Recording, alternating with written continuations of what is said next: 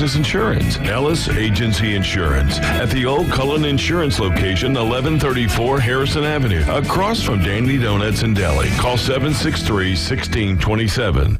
PCB Hobby, the beach's premier hobby store for sports cards, comics, coins, and trading card games. PCB Hobby carries the largest selection of boxes and packs from the latest releases of brands like Topps, Panini, Leaf, and more. Looking for a specific player or team? PCB Hobby has a wide assortment of raw and graded cards. They carry parallel rookie, game used, and autographed cards in both modern and vintage. Have a collection you want to sell? We buy, sell, and trade. PCB Hobby on Back Beach Road, just east of Florida Linen. Call 850-320-8388.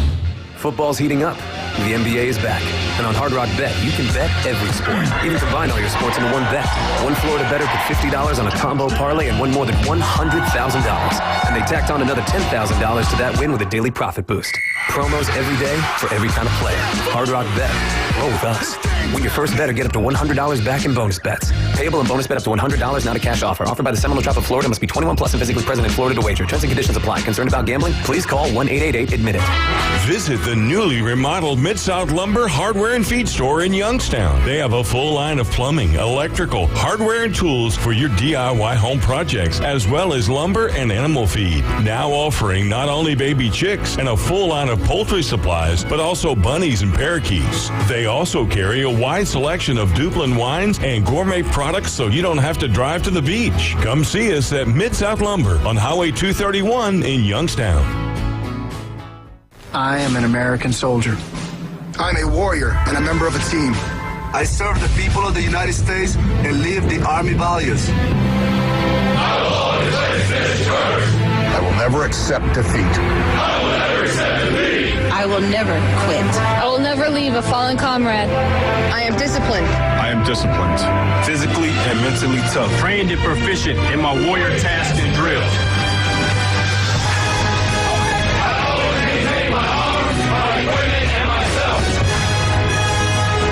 I'm an expert and I'm a professional. I stand ready to deploy, engage, and destroy the Enemies of the United States of America in close combat. I am a guardian of freedom and the American way of life. I am an American soldier. I am an American soldier. I am an American soldier.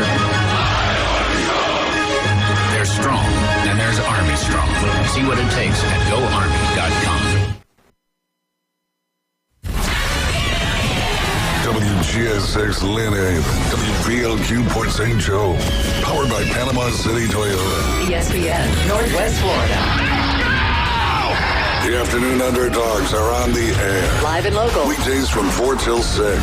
This thing is going to be a financial and cultural disaster. The Afternoon Underdogs. Whopper, whopper, whopper, whopper. The Afternoon Underdogs are on the air. ESPN Northwest Florida. What's going on, Northwest Florida? You're now riding with the Afternoon Underdogs, tuned in here to ESPN Northwest Florida, 104.3 in beautiful Panama City and 101.9 in Port St. Joe. I've been seeing a lot of Facebook posts this afternoon saying I'd take 28 degrees over 98 degrees. So I'm curious as to how the listeners are feeling about that. You could chime in on Facebook, you could chime in on YouTube, or you could chime in via text at 850-215-6290. And we'll ask the panel here. I'm David Hayes along with Tyler Bishop and Caveman Rick. So Caveman Rick, let's start with you. 28 degrees or 98 degrees? You were just talking about you work over there at Bill Bird Kia. Shout out to them, and you can give a plug if you'd like to. Yeah, they're an advertiser here. Right yeah. Yeah, good place to buy a car. If you guys need some car service, come down and see us, Bill Bird Kia. But that little tiff right there about 28 degrees, 98 degrees, must be talking about the musical boy band because, yeah, I don't know. I prefer the 98 degrees without humidity, the dry heat, if you will. If you give me 98 without humidity, but if you give me 28 without humidity, like in Denver, when I was in Colorado, it would be 25 degrees, and you're wearing T-shirts and shorts at that point because it's, again, that dry air.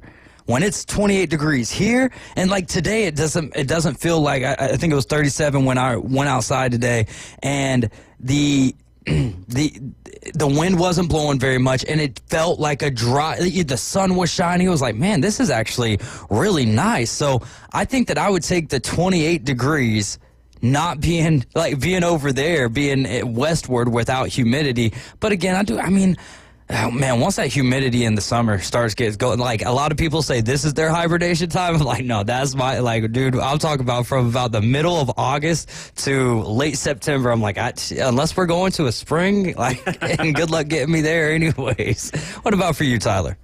I mean, that's the hardest part. Like, where are we at? Because like I said, I've been to Vegas when it's been like 100 degrees outside. With the dry air, it's not as bad. And I've been to Jackson Hole, Wyoming, where it's like 8 degrees outside. Yeah. But again, the humidity's not as bad. 8 degrees. And the wind's not but the problem is like when it's super cold is you got to dress for it, right? Yeah. And so then you go inside somewhere and you're sitting there taking off like this jacket, a third jacket, a second jacket, a beanie. Yeah. You know, when you go, at least when it's, it's hot outside, you're wearing shorts and a t-shirt, you're walking inside, you're not sitting there having to shed off 6 or 7 layers. So get comfortable once you're inside. So I'd probably take the heat over the cold, but man, once you start adding that humidity in it, either way it sucks. I think here's the other thing is that we don't get a lot of cold around here. So when we do get it, it's like, shell shock. You know what I mean?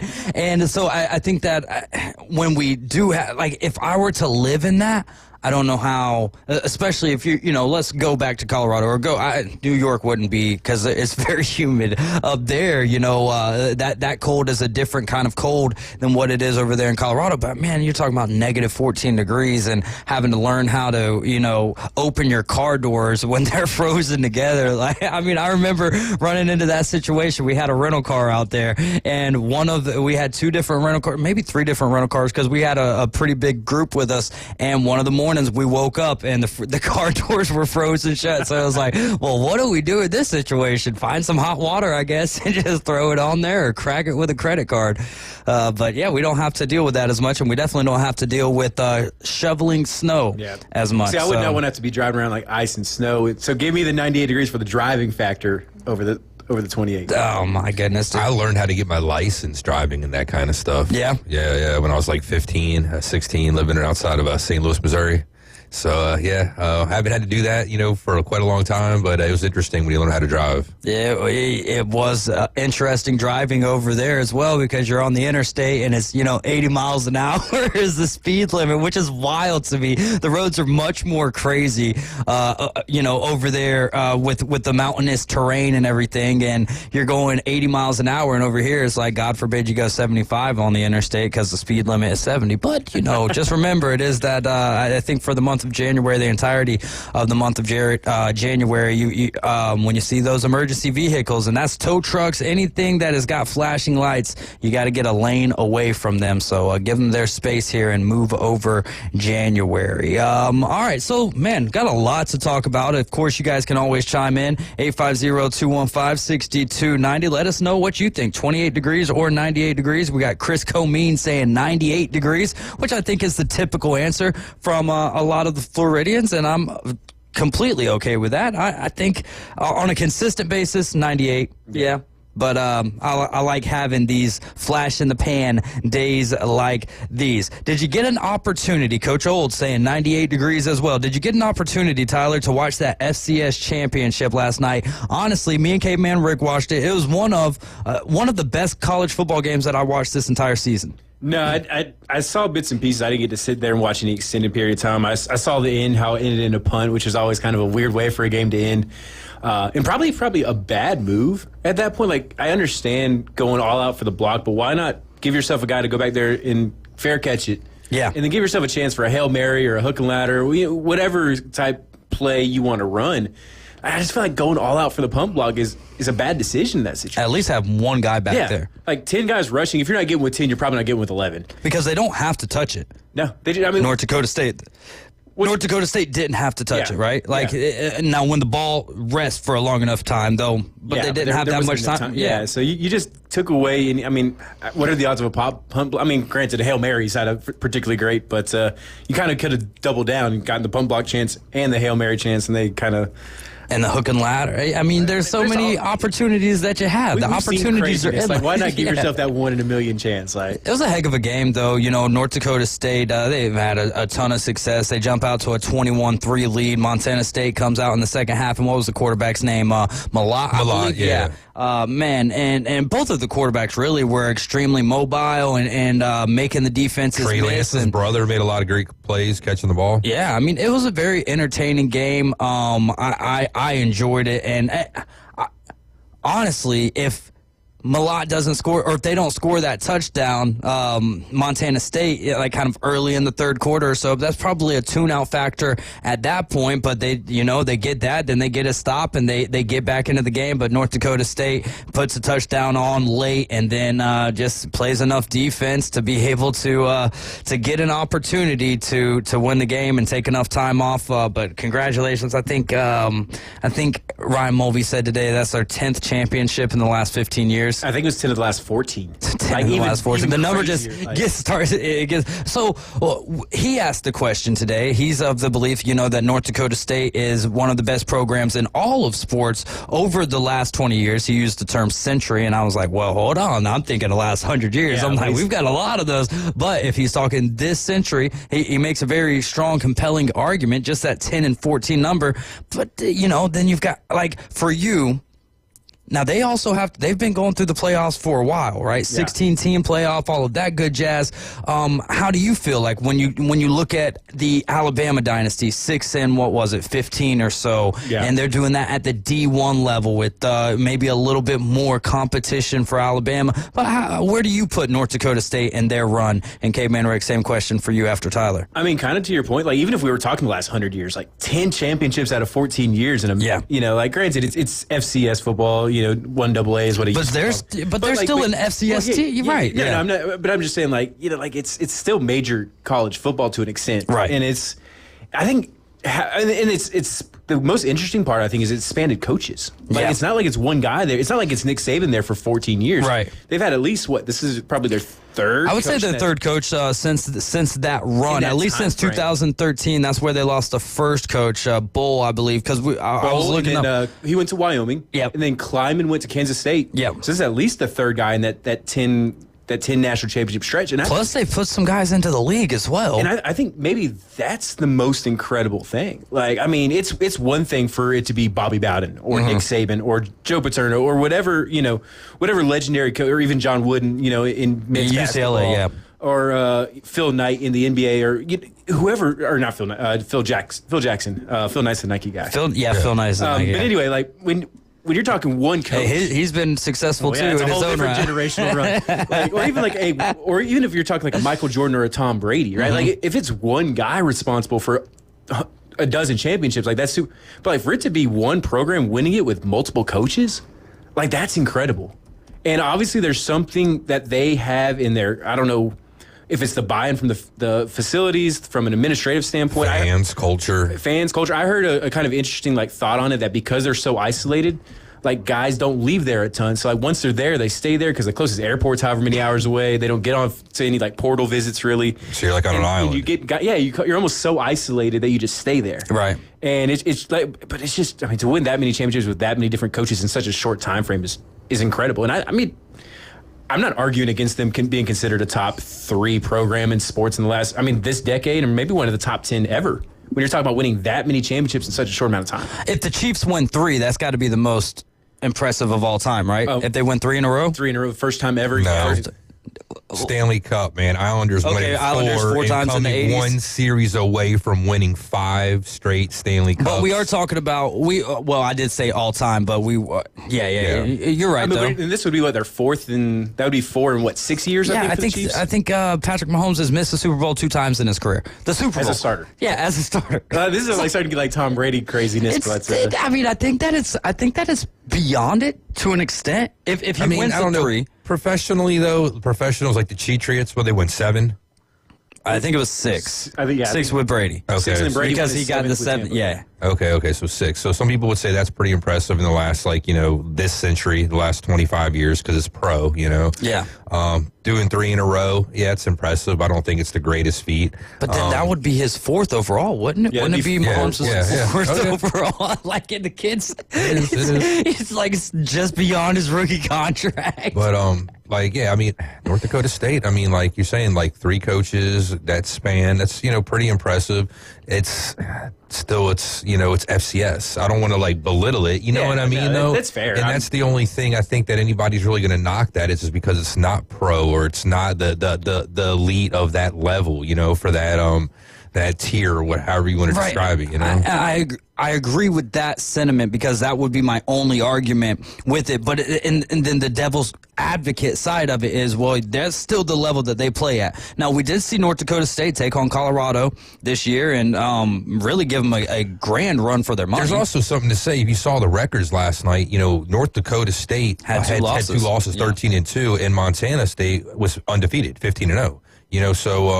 They went undefeated through the regular season and through the playoffs until that last game, and they could have went undefeated the whole way, It says something in North Dakota State, a team that even lost a couple of games here in this run that they're having, that they can lose a couple, but they can still have that, battle-tested, There's something to be said for guys who have, once you've been there, either coaching, player-wise, once you have guys who have been there, I think you have an advantage almost all the time going into those kind of situations. Game Day's been there, right? And you've seen the environment. They're down that one street where it's just buildings on both sides. You're in a canyon in a sense, And the fans come out, man. They show them love. So it's easy to I think to be a player to get, to go out there and run through a wall when you got that kind of support all the time. What do you think that they should? Of course, at some point, you really enjoy the dominance and all of that stuff. But if there's a level to be moved up, like we've seen Troy, we've seen some of these other smaller schools make that jump up. Jacksonville State not too long ago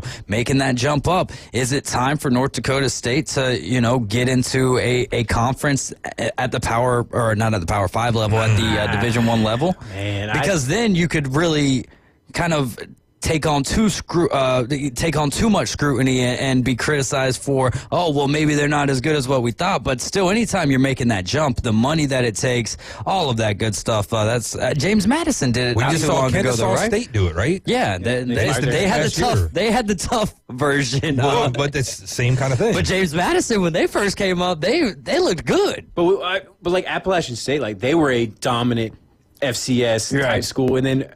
Have we really heard of them since they've moved? They kind of the upsets. Yeah, and they kind of run well, they didn't this last year. But would you rather be North Dakota State or Appalachian State today? But, good comparison. I think we were talking about this not too long ago, Dave. Gonzaga, a team that in basketball, nobody cared about, nobody had a thought for 20, 25 years ago, right?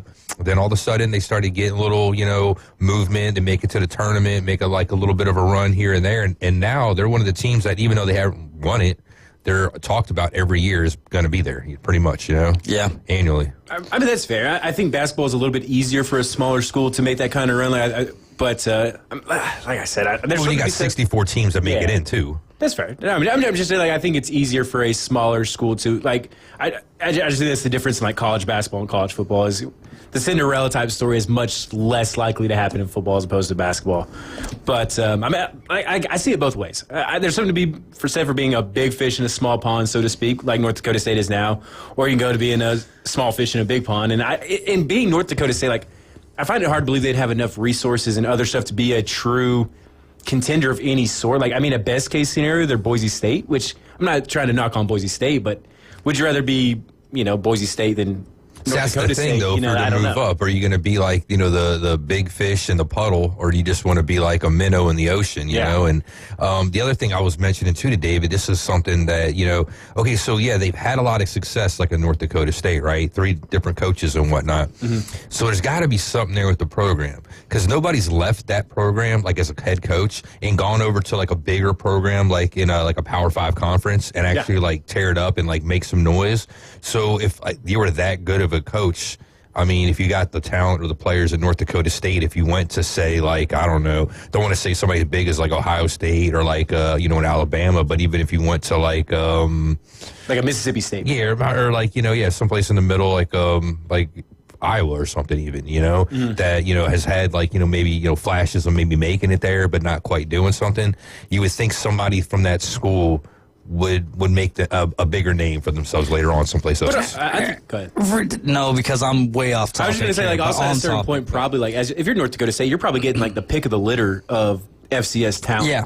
So, like, I mean, that probably does play. Well, even those fringe those D1 guys. At a certain point, would you rather go play for, like, UConn and go 2-11? I mean, I know UConn had a better year than that this year, but, like, just in general, right. Or UMass maybe. Right. Or would you rather go win titles at North Dakota State? Like, I think I'd rather win titles. I think I rather would, too. And then when you see the NFL guys, will find you. Yeah, exactly. The NFL, especially if you're at North Dakota State, or right? You're going to be on the national stage like a game last night. Yeah. And the quarterback for North Dakota State was Miller, I believe his last name, accounting for 4 touchdowns. Yeah, a very fun game last night. I don't know why. Do you guys know where Gonzaga's at? It's over like in Washington State. Yeah, Spokane, Washington. For some reason, I've always thought that they were in Utah. I've always thought that it was in Utah for some reason. I don't know why. Maybe because I associated John Stockton with them for some reason, because I believe his son played there. For some reason, I've always thought that they were in Utah, but I was looking up Gonzaga Bulldogs football, and their last season was 83 years ago, but their overall record was 134, 99, and 20. I can't say I've ever once thought about where Gonzaga was until just now. So, I mean, there we go. I mean, for some reason, I've always thought that it was in Utah. All right, well, how about the Raiders firing Antonio Pierce? Do you guys, how much of an influence did Tom Brady have on this firing? Does he want to come in as a limited owner and kind of create his own regime there? I say if that's the reason why, I hope he gets what he asked for, and I hope the Raiders stink. Because, I mean, like, what do you know about owning? And you're a minority owner. Like, you're going to just come in there. A lot about football, though. I mean, I hear you. But, I mean, just, like, plenty of people that have, been great on the field, on the ice, on the court, hasn't translated as a head coach or, like, a general manager or anything else. You know what I mean? Yeah. And, I mean, so you just got into this broadcasting thing, which isn't it going to conflict with that? Isn't he going to have to get out of that or make a choice? But, Antonio Pierce didn't do anything wrong, man. He had a scrub team around him. Like he took garbage and he was trying to make like, gold and try to be like an alchemist. So, I mean, don't blame the guy, I mean, like, don't hate the player, hate the game. Like, I mean, keep the dude, maybe get a better quarterback and, some better players around him. You got Brock Bowers there, Beast. Jacoby Myers, played pretty well for him. Yeah, I mean, Brock Bowers is you get Crosby back next season. You know what I'm saying? Like, you got pieces to work with, you just have to be a little patient and make some better moves and have an owner with a better haircut. I don't understand. That's the biggest fact of them all. If the owner ain't got a good haircut, I mean, is there a bigger contrast in ownership between Tom Brady and Mark Davis? Like that's got to be the biggest contrast. You know what I think, real quick?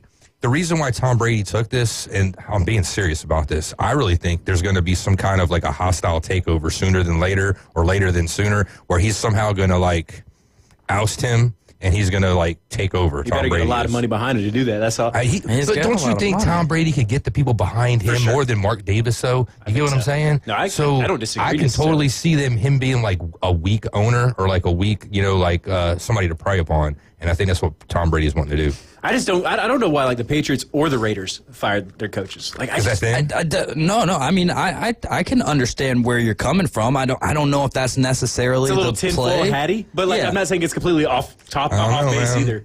But like, in the NFL, I could understand like if you took a really good team and made them bad or whatever. But like, if you take a really bad team and they continue to be bad and. Pearson Mayo, what did you really expect more from the Patriots or the Raiders this year? Especially Mayo got fired because he didn't get the first overall draft pick by losing that game. And I've got a problem with that. If you're going to fire a coach for winning a game, like I understand there's more to it in the grand scheme of things, but like then at that point, the Patriot, like Robert Kraft, should be fined for firing it because it's like the flip side of what the Dolphins did, That's right? conduct detrimental to the league. Yeah, exactly. You're putting a blemish on the shield. We're going to take a quick timeout. You're listening to ESPN Northwest Florida, riding along with the Afternoon Underdogs. Tyler's brother, Tho, is about to join us because every time we get a little close to the draft, we've got to get him to come on and talk with us. But now we're going to be talking about that coaching carousel. We'll be right back. Your home for college football. ESPN Northwest Florida. The college football playoffs continue Thursday with Notre Dame versus Penn State in the Capital One Orange Bowl. Coverage starts at 6. Then Friday, semifinal action with Ohio State versus Texas in the Goodyear Cotton Bowl. Airtime at 6 right here on your home for college football on the Gulf Coast.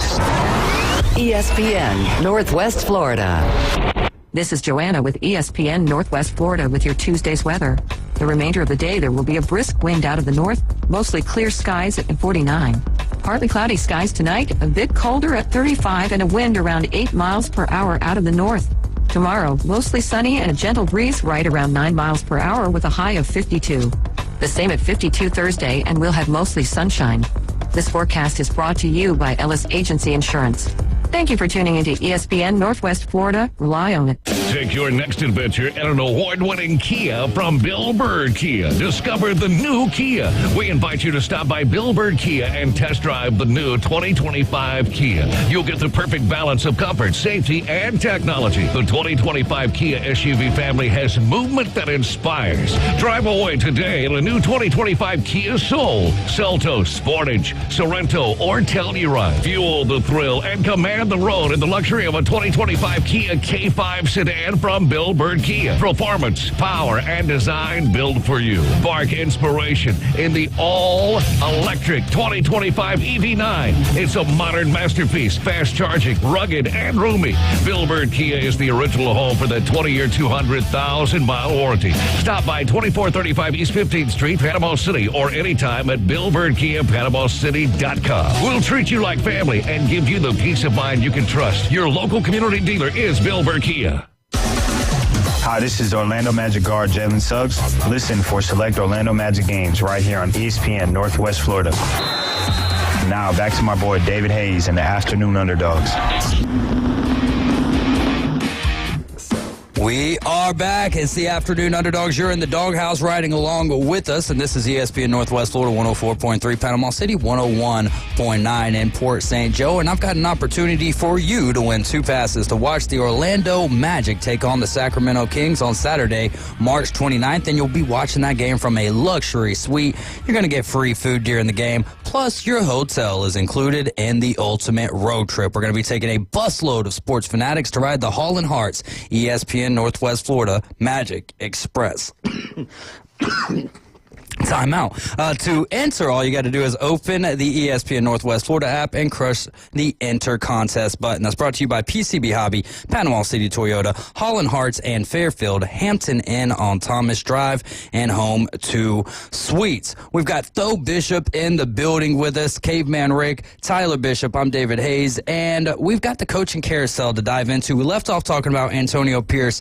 Is there any surprise? Well, before we dive into that, what do you think of the comments that Caveman Rick made about Tom Brady possibly performing a coup over Mark Davis? Well, I think he's being invited into the family is the situation there. Because the interesting thing is that you have 2 different types of owners in the NFL, excluding the Green Bay Packers. And usually they are either teams that have long families that have owned the team since before they were billionaire organizations, and then you have those that have been bought by billionaires. Well, you have the Davis family that has now been passed down to Mark Davis, who is a very interesting individual. And if you look at the man, you may not be surprised to know that he doesn't have any kids. And so, he's brought in Tom Brady, right? He is as a minority owner, he probably has more power than any other minority owner. I mean, he had to crowdsource it, I think, at 5% of the team. And so it's a very interesting situation because, like, long term, like, this very well could be Tom Brady's team. Like, I'm not sure if Mark Davis is going to adopt him in his old age or what. But like, it's a unique situation for even the landscape of how crazy the organizational structures of NFL teams have gotten into. And I think the reason why Antonio Pierce has gone today is precisely because you had a 5% ownership being bought up by Tom Brady, his business partners, and also fellow Patriot Richard Seymour. I think that's an aspect to it where it is similar to an ownership change where Tom Brady came in and said, no, we're going to start doing this my way. So what's the short list here for Tom Brady and the Patriots? What's kind Vrabel.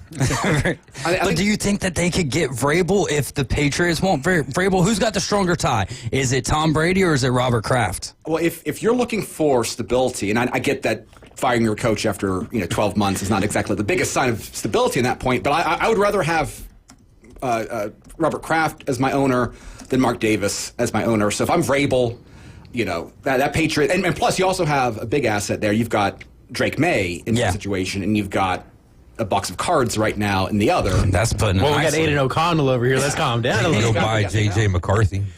I mean, that's going to be the biggest situation. Yeah. Exactly what, you've got a massive void there with no easy answers right off the bat. But it's also interesting because, like, they've already tried this a couple years ago, right? Like, who's the first coach that you'd associate with Tom Brady besides Bill Belichick? It'd be Josh McDaniels. Yeah. Feeling they're not going to hire Josh McDaniels. How many chances is he going to get? Yeah. So it does Tom. I mean, I think Bruce Arians is happily retired, whatever it's worth there. Yeah. So, like, you start looking at Tom Brady's coaching tree. Bill O'Brien? And it's, it's he did say on a podcast he's very happy with Boston College right now. And Nick Saban wasn't going to be the head coach of the Crimson Tide either. And that's. But does Tom want to just kind of do the Belichick, the Patriot tree sort of thing and just hire someone, or is it going to be an open search? And I think that's going to be a very interesting question. So maybe they just pick right off of the old tree of the Patriots and go with Gerard Mayo. That would be a choice right there. But I mean, and then wow, that's it's interesting to see how all of that will play out because you're right though with the Patriots. How do you feel about Mayo being let go after just 1 year? I mean, I think that a head coach should at least bare minimum 3 years, right? If you're that bad, 2 years, I guess. Like Rand Carthon being let go from the Titans, really, it was like, I mean, their drafting has been terrible, but in his first year, there was a power struggle. This was his only year of being able to, run the show, but it was also with a first-year head coach. I just don't get maybe I just don't get the ownership of Amy Sistrunk Adams or Amy Adams Sistrunk. Well, and Robert Kraft isn't her, right? This is someone. I mean, there's some criticisms you can have of Robert Kraft, but things had to be so bad behind the scenes. Mm-hmm. Now, the Vrabel factor I think does play into it, right? I think the last thing Robert Kraft wanted was for Mike Vrabel to go to the Jets, for example, and be successful there. I think that would have killed him on the inside. But so I think that was a pressure point. But I mean, this was a guy that Kraft fired Bill Belichick for, had committed to for years. For him to make that quick of a turnaround, things had to be really, really bad behind the scenes. And I'm not saying personality, but he had to be so overwhelmed by just what comes with being a head coach. I mean, the guy's been a coach in the NFL for 5 years? Yeah. He doesn't have a lot of experience, and there's a lot that goes in that head coaching job. So something tells me that because there's positive signs that you could possibly identify. I mean, ironically, offense more than defense with the Patriots staff. He didn't have a lot of talent.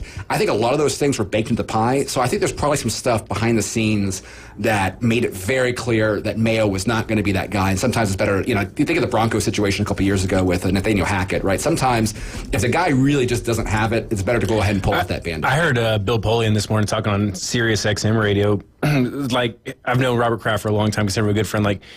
Sometimes you just got to be a businessman about it, and admit you made a mistake. And I think and that's what in his opinion, that's what Robert Kraft did. He realized, for whatever reason, whether it's behind the scenes struggle, Gerard Mayo was in over his head. He's like, this was a mistake, and at a certain point, it makes more sense to not throw good money after bad, right? Yeah. And just pull the Band-Aid off and get it over with.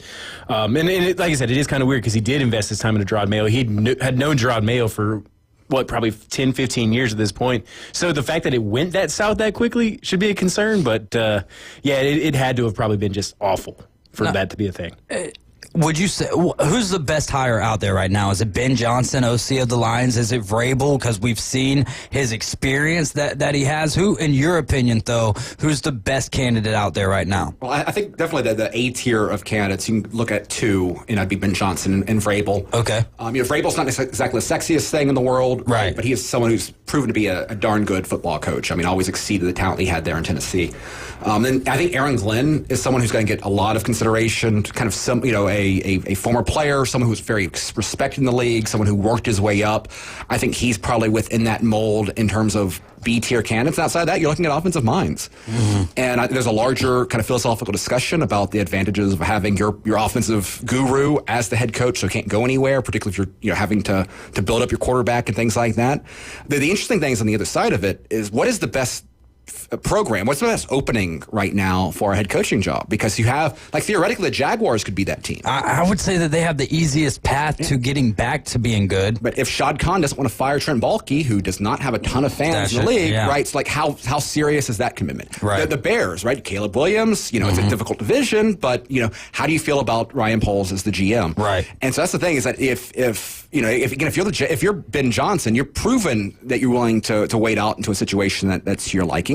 Ben Johnson has also shown other coaches that, hey, maybe it is better off to show, if you want to bet on yourself and you think that you're going to still have a glowing resume next year, you're not going to jump on it, particularly because some of these opportunities are really, really bad. The Saints is a bad opportunity right now. Their salary cap situation is going to make it difficult to coach. Because when I was ranking the jobs in my head the other day, I was like, well, the Saints, they've got a nice roster, but then when you start looking at that part of it, it's in the negatives, isn't it? Negative $7 million? Over $60 million. Oh, 60? Yes, 65. Yeah, there's a lot of negativity out there. If you take over the Saints, you're only going to be able to acquire talent through the draft, essentially. Yeah. And that's and I know that cap doesn't matter, right? You can always kick it down the line, but that's the thing. It's eventually you can't kick it down the line anymore. Right? Especially when you're talking negative 60. How do you even get to that point? You can't defer money like baseball. It's a wild situation. I mean, no team in the NFL history has ever been like this. I mean, and it's a different situation as well than say the Broncos situation last year with Russell Wilson. They had a massive cap hit. It's incredible what Sean Payton's been able to do there. They hit a rookie contract on the quarterback, doesn't hurt there, but they still had a little bit of flexibility. This is the end of the road from that situation, and it's going to be one of those teams where if you're going to be a coach that's just desperate to have head coach next to your resume, hope that you have patience with your owner, get a little bit lucky, think that your scheme is going to be overcome some talent deficiencies there.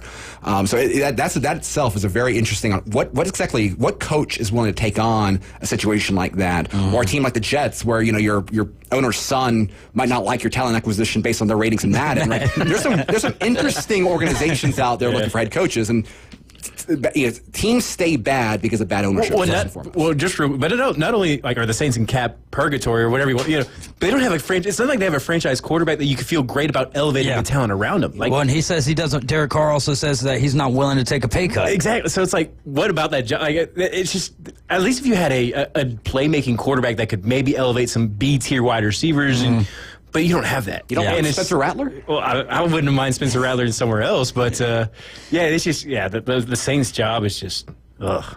Go back and get Jameis Winston, and then you just play one game Spencer Rattler, one game Jameis Winston, and hope that you're hitting it right on cue to get the best game out of When them. has that job ever been good? I mean, they had a stretch when they had Sean Payton, and they were actually decent. Outside of that, the whole history of that franchise has been paper bags over your head. Yeah, there's a reason why bad franchises are notoriously bad for a long time. It's just the way it is. It just keeps on rolling. What would you say is the best job out there? Man, I would almost have to say the Bears, just because if you truly believe in Caleb Williams. Yeah. You have Caleb Williams, young quarterback on a rookie contract. You got, Rome Odunze, young wide receiver who showed some flashes, I think, towards the end of the season. You've got Darnell Wright, who was a top draft pick 2 years ago at offensive line. If you truly, in some of these other pieces that they drafted, if you truly believe in these guys, they've got some talent. I mean, we were talking about the Bears being the best situation for a rookie quarterback to ever. jump in. Yeah. Right? We're talking Keenan Allen, DJ Moore, and Rome Odunze, DeAndre Swift, and that running back room. I'm not saying DeAndre Swift was elite by any means, but we were talking about preseason.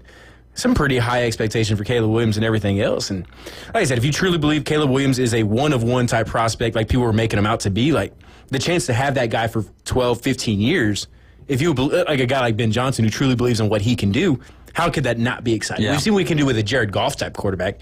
If Caleb Williams is a true playmaker, like he would be salivating, you would think, to work with that kind of guy. Does he believe that? I don't know. I was never on 100% on the Caleb Williams bandwagon. He's had a pretty solid season overall. I never thought he was going to be the next Patrick Mahomes. Yeah. Like people try to make him out to be. But if you truly believe that, it has to be the Bears because he's there. That's a great point. I mean, Drake May and Jaden Daniels, I would say, outplayed him, but... Yeah, I mean, for sure. I would say either Jacksonville or Vegas. Jacksonville or Vegas? Because of the location, pretty much. Jacksonville's scary because... Jacksonville, here, you're in Florida, good weather, no state tax. You know what I mean? Owners got a bunch of money. Mac Jones is on the roster, at least. I mean, you're in a very, very, very, very winnable division. Yeah, Jacksonville really depends on your opinion of Trevor Lawrence. Right. Do you Does believe he bounce is back? a great quarterback, or do you believe he's somebody else. Middle tier? And that's really what matters. Like, what is your evaluation of Trevor Lawrence? Scrambled eggs right now. I mean, is he closer to a Jimmy G, or is he closer to a, Well, it'll also be interesting. I mean, if Ben Johnson comes to Shad Khan and say, look, you can get me. I'm willing to come here. I'm willing to buy on the Trevor Lawrence experiment, but you got to fire Trent Baalke. Like, to me, I think 99% of Jaguars fandom would say, absolutely sign me up. Shad Khan. Yeah. And, because his son, Tony, again, going back to the family structure there, Tony Khan and Trent Baalke have become very, very close. I don't know if Trent Baalke has photos of Tony Khan doing some stuff, but, that's the thing. If you like that, right? If you're Ben Johnson and you want to have your front office guy be your dude, and the Jaguars have a GM that should be fired by most people's opinion, right? Then do they open that door? Because if they do, that's But if that's Baalke's been there 8 years now. He came with Urban Meyer. So if that's the situation, though, that's like going to take the Dallas job. Then you're never going to be empowered. What's the point of taking the job? Yeah, there's a point to that. You're like a puppet. You always got somebody's hand up your rear end. Hit that fade over there. What is more important to the success of a National Football League team? Is it the general manager or is it the head coach?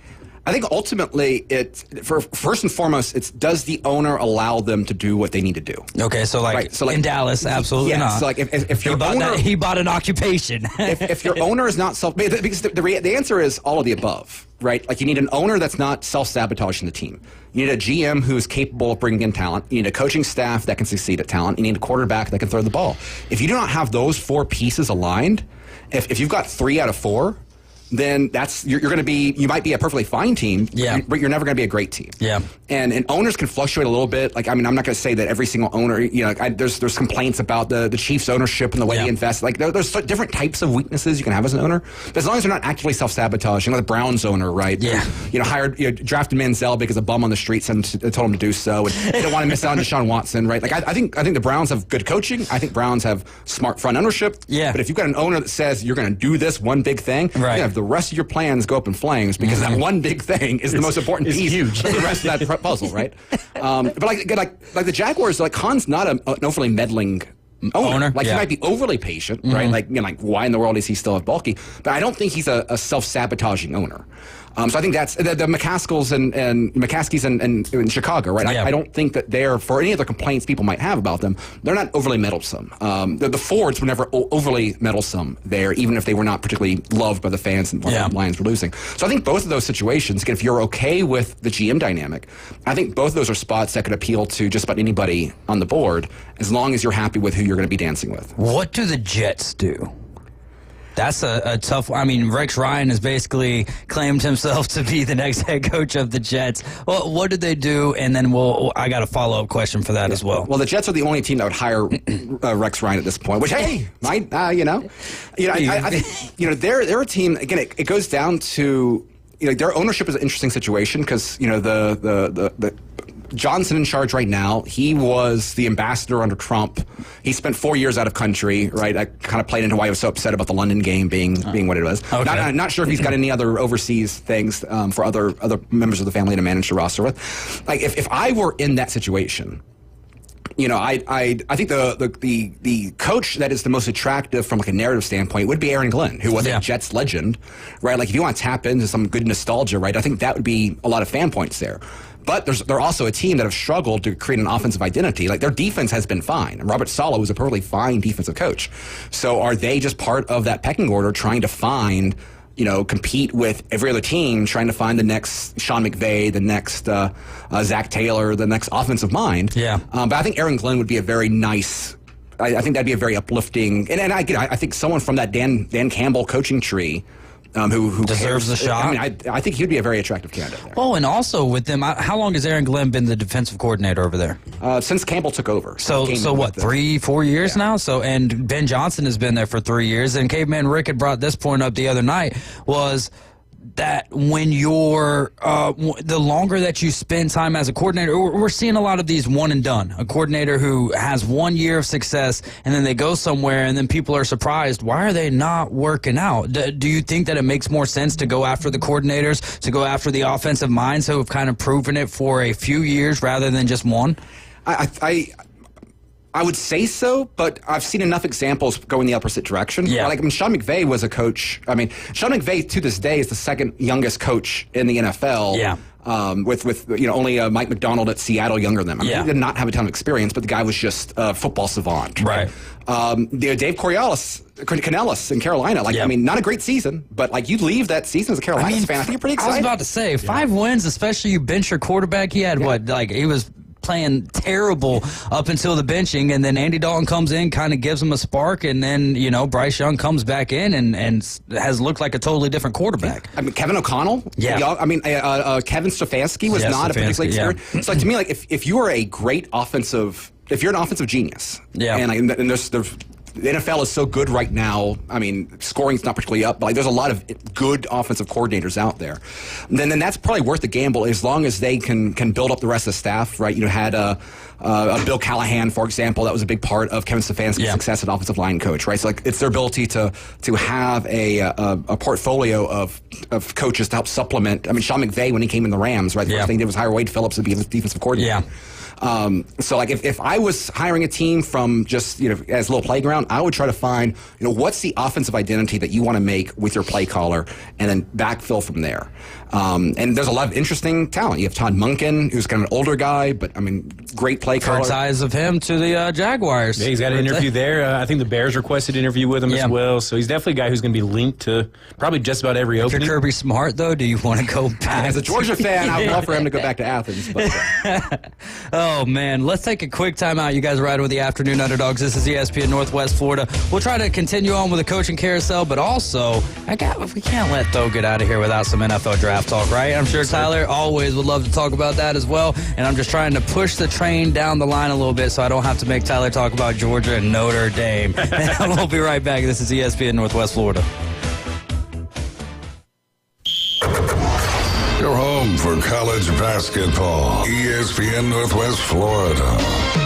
Coming up tonight, Auburn is 13-1 on a 6-game win streak and ranked number 2 in the country. The Tigers travel to Texas to play the 11-3 Longhorns inside the Moody Center in Austin. Coverage coming up at 7:30, tip-off at 8. Listen live and ultra-high fidelity on your home for the Auburn Tigers and college basketball. ESPN Northwest Florida. This is Joanna with ESPN Northwest Florida with your Tuesday's weather. The remainder of the day, there will be a brisk wind out of the north, mostly clear skies at 49. Partly cloudy skies tonight, a bit colder at 35, and a wind around 8 miles per hour out of the north. Tomorrow, mostly sunny and a gentle breeze right around 9 miles per hour with a high of 52. The same at 52 Thursday, and we'll have mostly sunshine. This forecast is brought to you by Ellis Agency Insurance. Thank you for tuning into ESPN Northwest Florida. Rely on it. Are you tired of hearing 2 weeks when you call to get your boat worked on? Hey folks, it's Chris Kramer with Kramer Marine and Outdoor, and we'll get you in and back out on the water as quick as possible. We're a full-line Yamaha outboard dealer and Suzuki outboard dealer, and we have master-trained certified mechanics on site. So if it's just an annual service, electronics install, trolling motor install, or all the way up to a full repower, we can take care of you. So stop by and see us in the corner of Frankfurt and 23rd next to Bill Kramer GM. Or call us at 850-851-0453. Every love story deserves a perfect beginning. At Tracy's Fine Jewelry, we believe that your engagement ring should be as unique as your love. Explore a vast selection of certified natural and lab-created diamonds, each hand-picked for brilliance and beauty. Whether you desire the timeless allure of one of our hand-selected engagement rings, or you'd like to custom design the perfect ring, Visit us today and let our experts guide you in finding the ring of her dreams, because love deserves the best. Tracy's Fine Jewelry, where love sparkles. Who was hired? Who was fired? Trades, drafts, and playoffs. We're talking about it. That trade, when it was made, was the right trade. Now back to the Afternoon Underdogs, right here on ESPN Northwest Florida. You're in the doghouse riding with the Afternoon Underdogs. I'm David Hayes along with Tyler Bishop, Bo Bishop, and Caveman Rick, and we are the Afternoon Underdogs. And this is ESPN Northwest Florida. Don't forget, tonight the Auburn Tigers visit the Texas Longhorns, and men's college basketball coverage starts right here at 7:30 for an 8 p.m. tip-off. We left off talking about the coaching carousel. We'll pick up right where we left off. Who are some names to look out for? We ended up last session talking about offensive coordinators. I think Liam Cohen is another name to monitor there. Get 1 year as offensive coordinator for Tampa Bay, but looked fantastic doing it. I think he's someone who's going to get some serious consideration. We mentioned Todd Monken. I'm kind of surprised that it used to be that anyone that had a cup of coffee with Sean McVay would get an interview, but like there really is no buzz about Mike LaFleur, who is Matt LaFleur's brother. Yeah, I mean, to me, like that would be an interesting one. Wes Phillips. Who's the offensive coordinator for Minnesota, who is the son of Wade Phillips. I mean, that's, to me, like if I was looking for a coach, like, that's pretty good. Of Bum Phillips? Yep. Yeah. That's a big family tree right there. Right. So those are some of the names I think are going to be some of the younger. Also, Kellen Moore. With the offensive coordinator for the Eagles. Nah, he's staying there. What do you think? What do you think? Man, the Eagles, like, for real, for us to go off of, like, Steichen, how we did, and now like, if it's like year after year we're losing a coordinator like that, like I even told David this like not too long ago. They need to start writing stuff into contracts where, like, after a season you can't take off. Because I mean, this is getting crazy, dude. The non-compete. I mean, yeah, something, dude, or like, no, but I mean, there has been goal as an OC, though, right? Is to get to that next not level. Everybody. Yeah. I mean, some coordinators. I mean, you might just be better off being a coordinator and not being a head coach. Yeah, but if you can make the head coach money, we've seen where a coach has been traded before. So I mean, like, you can put something in there where if they move on, you get some kind of compensation. Why not? If you think you have an asset. Will Mike McCarthy be with the Cowboys next year? Or could the Bears trade for him, essentially? Well, they wouldn't have to trade because his contract. His contract, there you go. His contract's up. Who was it that was getting talked about being traded? Oh, it was Kevin O'Connell. Kevin O'Connell, yeah. No way, right? Why would you leave? No, I don't think Minnesota will. I mean, the one coach that might be an interesting one, remember, there was discussions in San Francisco back at the end of the Harbaugh days about Harbaugh being traded to Cleveland. And it's like if an ownership that has demonstrated a willingness to entertain the idea, I'm not saying it's going to happen this year, but I mean, if you're a team and you could trade for Kyle Shanahan, like how many draft picks would that be worth? That'd be pretty tempting right there. I mean, lose the Super Bowl, 28-3. I don't know, man. But if you're a team that hasn't been getting to the Super Bowl, and then does Kyle Shanahan mesh with what the Bears are trying to bring to the table, or because they don't really have the run game for it? I don't see Caleb Williams as being a particularly great Shanahan quarterback. Yeah. I could be wrong. I mean, to me, like the advantage of Shanahan is if you want to kind of moneyball your quarterback position. Yeah. The only bad quarterback he's had was Trey Lance. Everybody else is pretty much but that's what they're kind of. They worked out though. It's not like this guy's a stud. Like with Jimmy G, you didn't really know what he brought to the table. Brock Purdy absolutely didn't know what he brought to the table. Trey Lance injury kind of ended his tenure there. I mean, he played like a game and a half for the 49ers. Yeah. Like, it's hard to say he didn't work out for the 49ers. He just never really got it. But he didn't play a lot in college. He played a lot of 7-on-7 ball, man. Yeah. Less than 500 passing attempts as both a pro and a college player. If you're not even throwing 500 pass attempts in the collegiate level, I don't know how the NFL could look at you and be like, you know what, you're a Bison. Y'all been winning championships left and right. Come on down. On that winning culture. Yeah. And one last thing to throw out there, old Petey Carroll, he's... You think he could come back? Hey, if I was a team, if I was looking for a bridge, you do wear some Pete Carroll. Bill Belichick over there at North Carolina. More jobs are opening up. Hey. Do you think that someone could be like, hey, Bill, are you sure you want to coach at the collegiate level? His buyout goes from $10 million to $1 million June 1st. Yeah. June 1st of this year. Before he coaches the single game, his buyout drops $9 million. 90%. Into that spring transfer portal? Yeah, he could enter. Yeah, he could enter, gets his son in there, gets his son the head coach in waiting title, and then pieces out. That's so wild. So it's almost like this was set up for him to draw interest from NFL. It's like, hey, look, I'm not that, I'm not that far gone. Wasn't it? But it would not surprise me if that's what the ultimate goal was on his end. Would you rather see him back in the NFL chasing, George Halas's record? Yeah, I think so. For most wins all time? Yeah, most wins all time, or see what he could possibly do at the collegiate level. I want to see it for a year, I'm not going to lie. I do. I want to see that. Tell me you don't want to see Bill Belichick win the Duke's Mayo Bowl and have him dump the mayo. There's no way. Yeah, I would love to see the mayo on him, yes. Bill Belichick would never let that happen. Could you imagine Bill Belichick standing on the sidelines? He's got dancing Pop-Tarts all around him. Who doesn't want to see that? Belichick will quit right between the game and the celebration. It'll be Steve Belichick taking the mayo. Tell me that would be the most fantastic thing of all time. Just seeing dancing Pop-Tarts around Bill Belichick as he's got his cut off hoodie and he's just like. The real question is, will Mark Davis pay the $10 million buyout to get Belichick and would Tom Brady want that? Reunion there. I mean, well, he could be his boss then instead. Yeah. That might work. Do your job, Bill. Yeah, right. Exactly right. Shoes on the other foot. Now, with all of this, is Tom Brady going to be able to continue to? I know that I've read somewhere that it's going to affect because he can't do meetings and stuff like that. Yeah. And he's already, he needs more of those meetings and stuff. I will say that his progression as an analyst got better throughout the year, but there's a lot of people who aren't, as thoroughly excited with the job that he's been doing. I really think that he shouldn't have. It's Tom Brady, I get it, but I would have left Greg Olsen there as the number one on the number one team. As long as Fox, I think his contract with Fox is kind of fully guaranteed. Too. It's like how dumb are y'all? They hung out with what's his face, the ownership of the Browns too damn long. Yeah, guaranteeing money to Deshaun Watson, Tom Brady. I think we got ourselves a winner here with Tom Brady.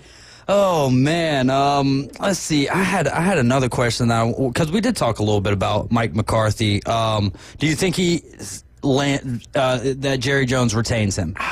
I feel like it's leading in that direction now. Yeah, but that whole situation's just weird. It's just classic Jerry. When are coaches going to coaches who are on the outside and they're looking at the Cowboys as a potential landing spot? When are they going to, especially if you're a good head coach, why would you want to go to a place like that? I think at the end of the day, there's only 32 of these jobs. Yeah, right. And so that's a great point. If you spent your entire career, if you envision yourself being, a Super Bowl winning coach, maybe you take the Saints job with the hope that it's not going to, kill your career and opportunities in the future. If you're starving, a crap sandwich looks pretty decent. Yeah. Well, I think you're still, being the Cowboys is one of the biggest jobs. Publicity-wise, right? One of the biggest jobs in the NFL still. Very true. So I think if you're the egotistical enough to be a successful head coach, which you got to be to an extent. But do we think Mike McCarthy's egotistical? I don't think it's egotistical. I think you got to be opposite, man. I think you got to have no self-confidence to go there because you're not going to have any power there. You're like. But I think you believe you could change Jerry Jones. I think you believe you could win. So you're egotistical for the first 2 years, and then you're just like a dog that's been beat and just in the corner of your kennel. Mike McCarthy also lied during his job. He was talking about I got really big in analytics and that sort of stuff, which he admitted later was a complete lie. So McCarthy, he had no problem doing whatever he needed to do to get. And the other advantage is for all of his faults, Jerry Jones is patient to a fault. He's loyal, not patient. Yeah, loyal to a fault. Jason Garrett was there for 10 years, which is why Kellen Moore. I'm surprised they ever got rid of Kellen Moore. His impatience-ness right now is the reason why he's getting himself in all these trouble the last 20, 25 years is because he wants to win again before he dies. Yeah. Well, now he's got a new career as an actor too. So what's that? And now he's got his new career as an actor too on Landman. Landlord? Or no, Landman or whatever? Yeah. What is that, the new Yellowstone? Yeah. So he's got a cameo with Billy Bob Thornton and John Hamm. Oh, my gosh. Yeah, so he's got the acting career as well. Oh, Giants, how likely is it that Brian Daboll makes it through next year? If they get a quarterback, I think Daboll's still a good coach. Yeah. I'm surprised that they had the patience they've had. I know that Merrick came out and said there's someone that don't like to pay coaches that aren't coaching for them. So they think that's a league-wide problem. So I'm not surprised. I just hope he gets a quarterback gives him an opportunity to kind of play around. So that's the thing. If you don't have you have everything else in place, you don't got that quarterback, it's all downhill. All right, let's go over some NFL draft talk. Let's go with the question you guys were talking about earlier. Did you have anything else on coaches? I know you're looking something up over there. How many quarterbacks do you think go in round one? And we could put the over-under at, let's say, 1.5, because that gives someone the opportunity to take the under if they think it'll only be 1. But what's the realistic opportunities that we see? 3 quarterbacks taken in the first round. Well, I think who is the third quarterback going to be? That's what's crazy is there is no definitive number 3 right now. Somebody will show up, won't there? I think that's probably a thing. There's so many needy quarterback teams, right? But I mean, who do you feel great about being your number 3? Is it Jalen Milroe? is it Quinn Ewers? Is it Carson Beck? Is it Rourke from Indiana? The number 3 quarterback is such a weird spot today. And even the top end there. Will Howard? I mean, do you feel great about drafting Will Howard in the first round? At this point in the season, I like him better than Dylan Gabriel. I don't want none of them guys. Yeah, well, and that's the thing is, if I was reading an article in the Athletic that kind of was crowdsourcing the question, and kind of went down to if these quarterbacks were in last year's class, where would they be in the pecking order? And almost unanimously, the answer was they would all be behind Bo Nix. Now, some of that might be revisionist history because we've seen Bo Nix exceed expectations that a lot of people had for him. But that's kind of the interesting situation going into it is, how highly ranked is Sanders going to be? How does Cam Ward really reflect, what's his viewpoint in the league? Yeah. Because, there's a real possibility that none of them are seen as elite guys. And your team that needs a quarterback, you might push for a first-round guy. But I think there's kind of this notion that quarterbacks always get pushed up in the draft, and I really don't think that's the case. There's a tier, you've got your blue-chip guys, your guaranteed first-round, top 5 any draft guys. And then you've got guys that are kind of, seen as fringe first-rounders, right? But then, from that top 2 tier down to, every year we hear about a potential, this guy could sneak into the bottom of the first. Oh, this guy might be a second-round pick that could be a little feisty, right? Really, since that, Derek Carr, a Kaepernick draft, we haven't seen a lot of second-round quarterbacks. We haven't seen a lot of third-round quarterbacks. If you do not match that threshold, typically those guys are following to the 4th, 5th round. I know 2 of them, Malik Willis and Will Levis. Yes. And Levis was kind of an interesting situation. Yeah, because he was supposed to be first round. He was someone who was kind of a genuine. I mean, you had Jim Irsay said if Anthony Richardson wasn't there at 4, they would have taken Will Levis. I wish they would have just taken them both. But there's those examples. There's not a ton of them in the last 15 years. And so you've got 6 teams easy that could be looking at a quarterback. Yeah. I think you could see from the Sam Darnold experience this year, how many old names do we see? What does a Trey Lance look like? What does a Zach Wilson look like? There might be a market for some of these guys. Yeah. And it's that will how those what does an Aaron Rodgers look like on the market? James Winston's still out there, right?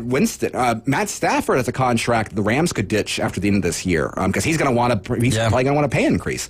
So I think we'll know a lot about how the league views these quarterbacks by free agency, and I think that's really going to be a big aspect. And exactly, if you're getting your mock drafts in, every year there's a lot of flexibility that happens now. And then this in particular, I think is a pencil year because it wouldn't surprise me at all if you're the Titans, if you don't see anyone on this table that you're going to want to put the 1-1 on. And that's how I feel as a fan because I know a lot of people are excited about Cam Ward, and I'll root for either one of the guys, right? I like Cam Ward and Shadur Sanders more than I like Will Levis, but I also watched a lot more of Will Levis when he was in college. I knew what we was getting, and the fact that he's basically a spokesperson for mayonnaise was all right, come on now. This is a little weird. I love mayonnaise myself. I eat a spoonful of it, but I'm not going to put it in my coffee. We got to take a quick break. You're riding with the Afternoon Underdogs. This is ESPN Northwest Florida. We'll be right back.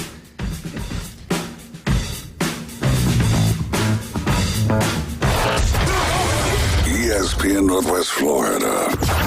The Afternoon Underdogs. He's too prideful to step away. We have the right money and players and people. We don't utilize them correctly. And what are we doing? Why do I have to watch CeeDee Lamb be so prideful and then come to the sidelines and talk crap to our own team? I should never have to see that. 4 to 6 weekdays.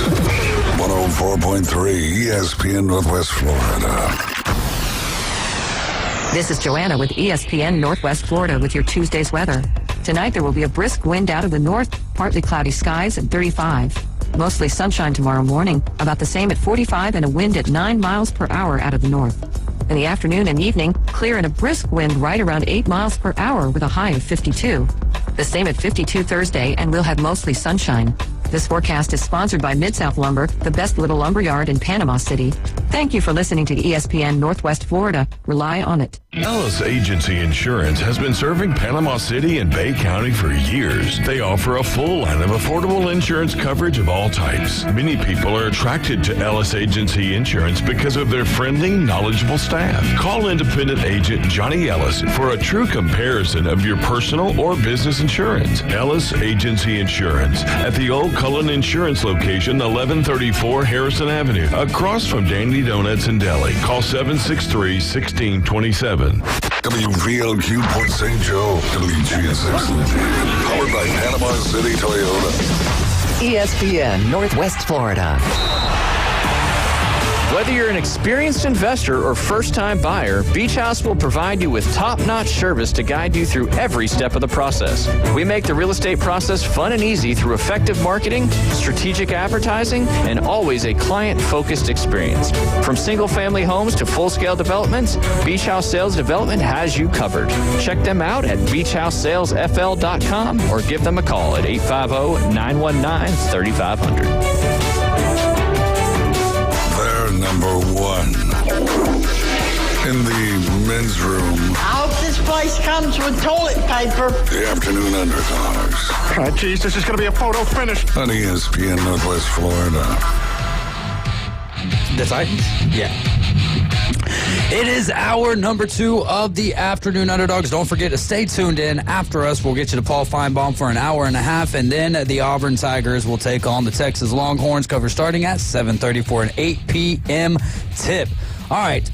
We talked a little bit about what the Titans should do at number 1, but every year you come to us with, like, Ladd McConkey was a guy last year. Trayvon Walker was the guy a year before, where Ladd McConkey wasn't someone who you were saying was going to be, picked number 1 overall, but he was picked 35, I think. Okay, so it was early in the second round, but he was. I don't think that he was being looked at that highly until after the combine or such. Who's some Georgia guys to keep our eye on this year that might get drafted higher than what other people are putting out there right now? Well, I think obviously edge positions are always premium positions who can get off the quarterback. Yes. Georgia has 2 people that one had a down year this year, Mikael Williams, but he's still kind of getting marked kind of high. Oh, yeah, I think both of them I think are they're still up there, considered kind of top 20 picks. But if you have a weak quarterback class up top. Like, again, it's a very, very weird top of the draft. Looking at it this early, there'll be a lot of more concrete opinions coming in, as the process plays on. But you've got 2 offensive linemen that could easily go the top. Top 3 picks, right? You've got the tackle from Texas. You have the tackle from LSU. Mikael Williams would be one of those people that could possibly work his way up there. You have a Jalen Carter, who was kind of a do it all linebacker for Georgia this year that had a great season. Jalen Walker. I was about to say another Jalen Carter. Golly, they're just a factory for real. But I think those are sort of players. Fast cars and freedom. But those are players I think are going to end up being top 10 picks. That if one of them end up going in the top 3 rather than a quarterback, it wouldn't shock me. But if Travis Hunter, right, he's considered to be kind of the top talent in this draft class, but he's kind of a weird evaluation there because chances of an NFL team wanting to have him play both ways, I don't think that plays out in college the same way that it did at Colorado. And that's where his value is kind of found at, right? That's what he won the Heisman on, was not playing either one of those positions better than anyone else. It was the fact that he played so many snaps. Exactly. Yeah. And cornerback is a position in general that has not gotten a lot of top 10 draft capital. Yeah. Those are very difficult picks to hit. So again, wouldn't surprise me to see him fall. Again, wouldn't surprise me at all to see Cam Ward not go through the process and have the same sort of grade that people are expecting going into it. I think Shedeur Sanders, I saw some comparisons that, he's kind of has kind of a combination of Geno Smith and Tyrod Taylor.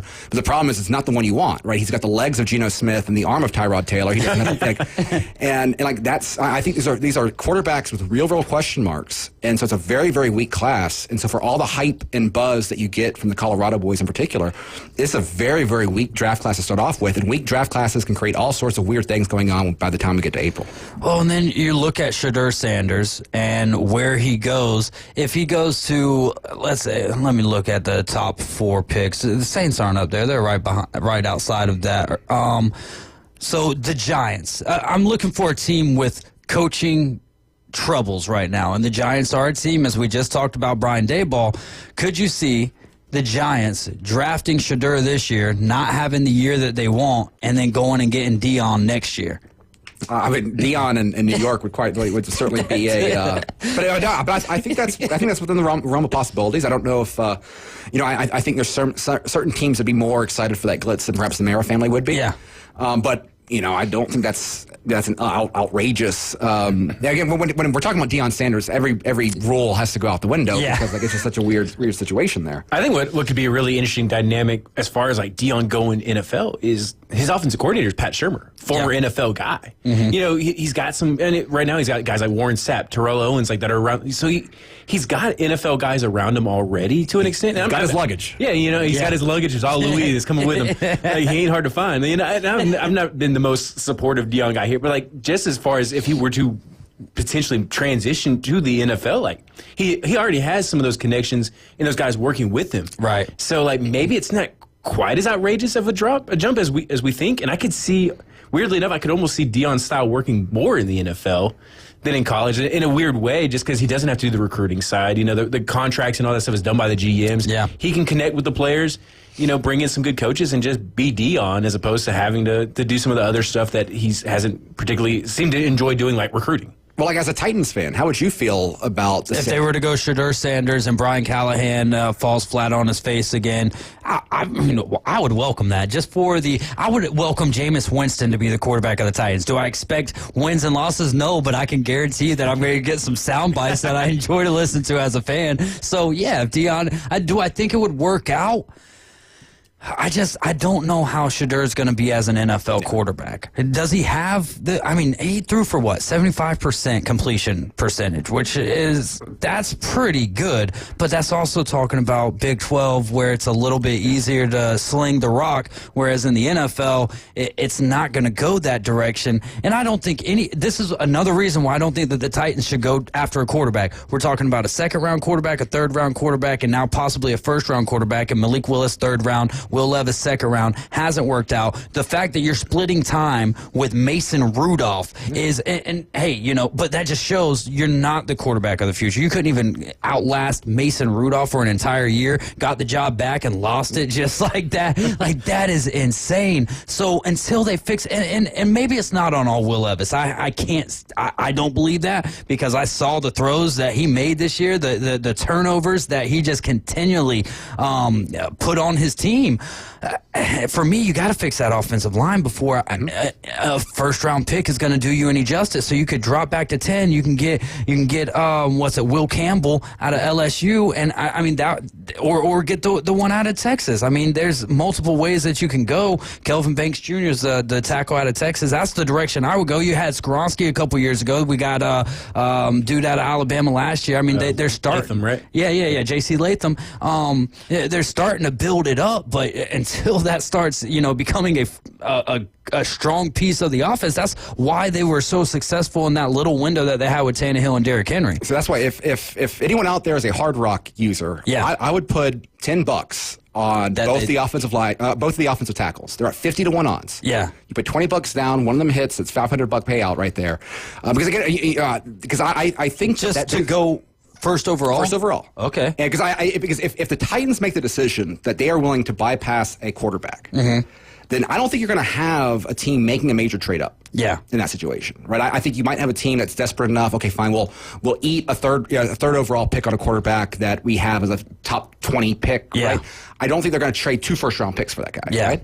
And I think that is a type of draft that you're looking at right now, where again, if I was the Titans, I'd rather consider the Aaron Rodgers experiment for a year, right? Like now, again, part of that is there is a self-preservation aspect. If you're Brian Callahan and you know that you're one bad year from possibly getting fired, the whole GM, that's the whole crazy thing. Yeah, I would rather so maybe there's a self-preservation. Okay, give me a rookie quarterback and let's show some promise at the end of the year, just from that standpoint. Yeah, but I would not want to put all my eggs.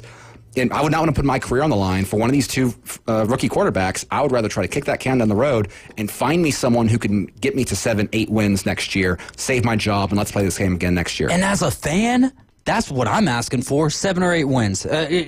We kind of progressed, and then we've regressed, and here I am this year where it's like, all right, you got the number 1 overall pick, and probably not a great, the way I'm hearing it from you, this is not a great draft to have the number 1 overall pick. Well, not just because of the players involved, but because those players who are at the top aren't really worthy to be traded for. So now you're kind of in a danged if you do, danged if you don't situation, and way to go. This is why the Patriots and the Giants won those games at the end of the year, and the Titans were like, hey, let's just tank our way to victory, baby. Gosh. Can't even lose right sometimes. Can't even lose right.